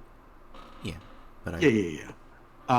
But yeah, it's mostly just a like kind of like keeping us a little bit more on point and trying to let everybody breathe in their role playing. And like there was very good role play today. Like I really like the like, Callie using her wave sense. It makes perfect fucking sense for her to do that. And then like, you're out there is a threat in this area that is more than just people. Was a really great thing. And then triggering when you told like quiet, I was like, oh no, there's a predator. Yeah. Yeah, I felt legit. Yeah, I felt legit dread with that when that happened. It's like oh no. Oh. Like I heard the Jaws theme. And like that would be the proper music. That would be the very proper for it. Those things, I will go ahead and tell you, one of them individually is 3 bad guys. Oh no. So you were facing on 2 things that are individually higher level. I'm surprised I got lucky with that first will save. Getting doing it. I have a terrible will saves. Oh yeah, like that nat 20. That's why I was the like. funny thing is that nat 20 again was like that whole like you don't know what it is, and then like it does a thing at you, and you're like, and then the other thing does it, and then it sinks in, and you're like, oh shit. That's why. Yeah, that's why I was like. These things are gonna fucking eat me. That's why I was a bit iffy with using a hero point because I was like in the back of my mind I was like I'm gonna roll like lower again or like not roll a decent number, and of course that did happen. So. Oh yeah, actually, I'm glad you mentioned that because I want to put a note for myself to check on hero point specifics because I think I'll need to check specifically, but I think that you can only at most have 3 of them. Oh, good thing I used one of them. And there are, and so like your max I think is 3, and then obviously you can use them the way that we have been using them, and you can gain them back by completing essentially tasks that I assume are that the DM seated at. I wonder if there's. I don't know if there's a rule for it, or if it just if we could like do the rule, make a rule. Excuse me. I feel like there could be a rule that if you have 3 hero points, you can use all 3 hero points for a critical success. I don't know about that. I'd have to look over it and like figure out exactly how they fucking work and all that. But either way, yeah, they are a rare commodity. And the outside of that last time, previous times that we have used, they have in clinch. Yeah. So I'm glad that we are, we've recognized the fact that they are a resource and we have actually properly used the resource. So that's a good thing. Yeah. All right. I'm gonna go. Okay, what was the other thing? Try and make myself feel better. I'll be All right back. All right. Yeah, Go take care of yourself. Feel better. Dude. Have a good one. Okay. Also the other thing is like, you said that Callie had the cold iron crankshaft. Yes. Yeah. Like, where is it? Okay, so I told you it's got the stats of a great club. As far as like what it can do. Mm-hmm. So like it's like a bulk of 2 by itself, which means it's pretty fucking heavy. Oh, God. Yeah, like by itself, it's a bulk of 2. Like when I gave it to you to give it to Mr. Servos and have Mr. Servos swing it around like a baseball bat. I mean, you can.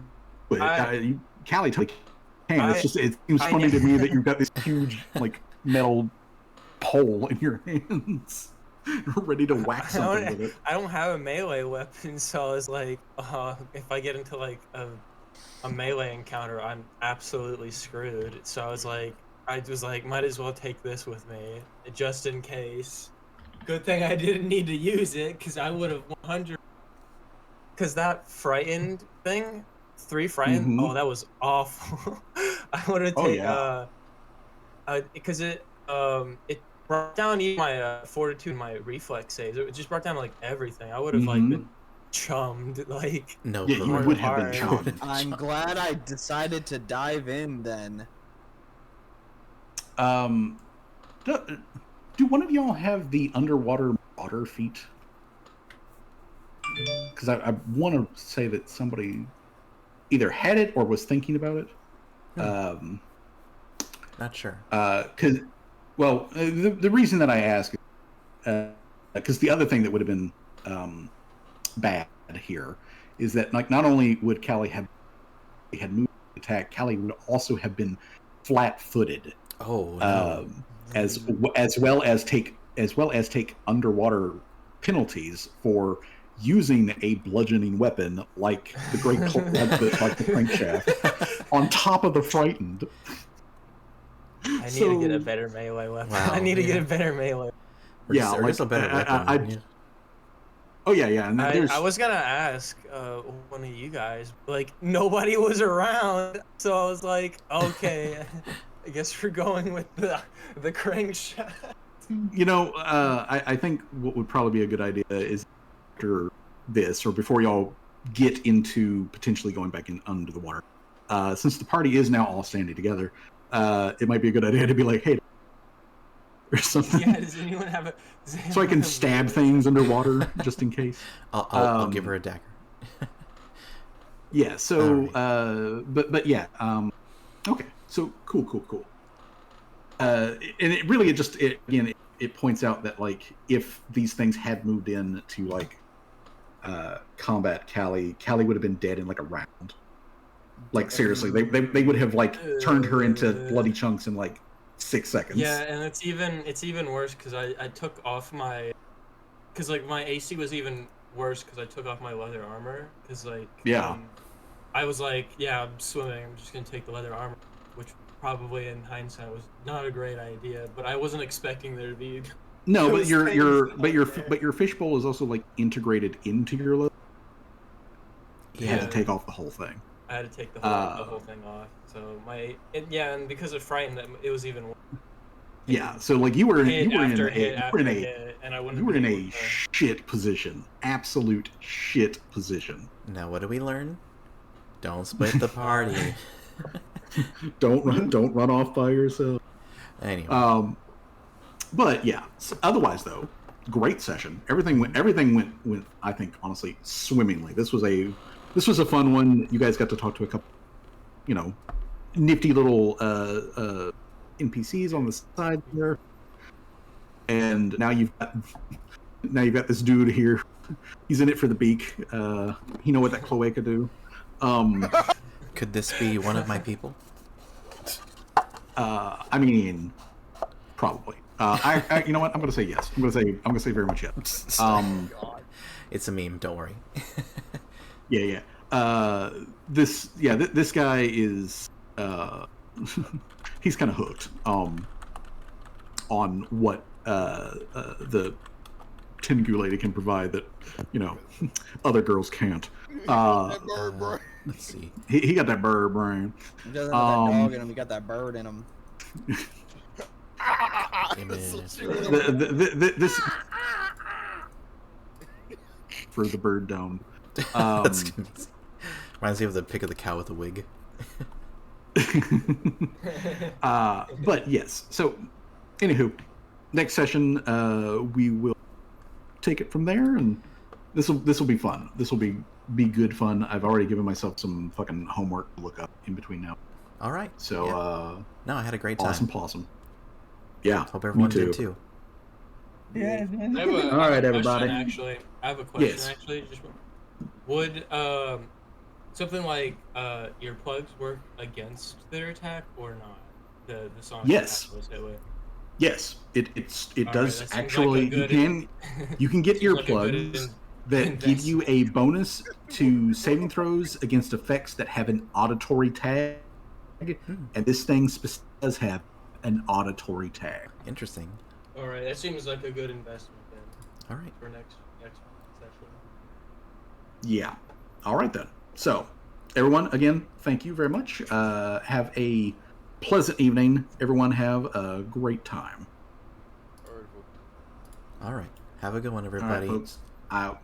Have a good night. Yeah. Adios. Good night. Bye-bye. Adios. Good night. All right. Okay. And for us here on stream, we are going to...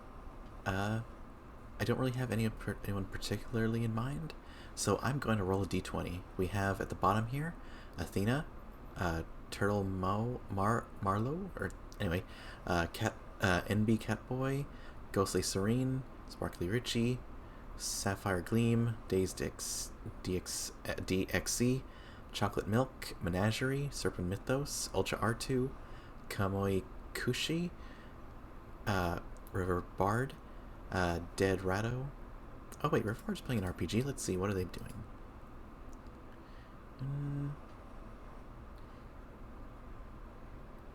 Maybe rate them. I mean, they are playing an RPG, but River Bard, Dead Ratto, Hinedu, Lori, Avalamp, Isabella Ooze, Good Jared, and Lady Motherfucking Jenkins. I'm gonna roll a d20. Low is bottom, high is top, and let's see who we roll. Dice Tower, go! 17. Okay, so that's 1, 2, 3, 4, 5, 6, 7, 8, 9, 10, 11, 12, 13, 14, 15, 16, 17. Avalamp. All right. Huh, almost got Lori there. Well, they're playing Hollow Cure. Let's see, do raid. Ava _lamp. There we go. And for those that may need it, here is the raid message. Oh, everybody left. Huh. Well, I did have a lot of viewers before, so at least it wasn't an empty audience or empty seats today. I hope everyone did enjoy the stream.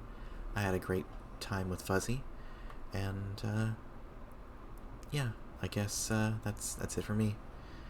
I kind of feel bad now that I'm rating someone big like Ava, which is one viewer, but it's all right. It's all right.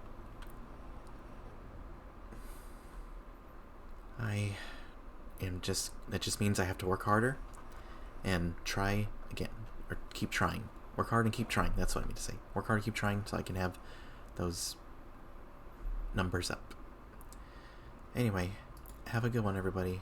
Have a good night. Love you. Bye-bye.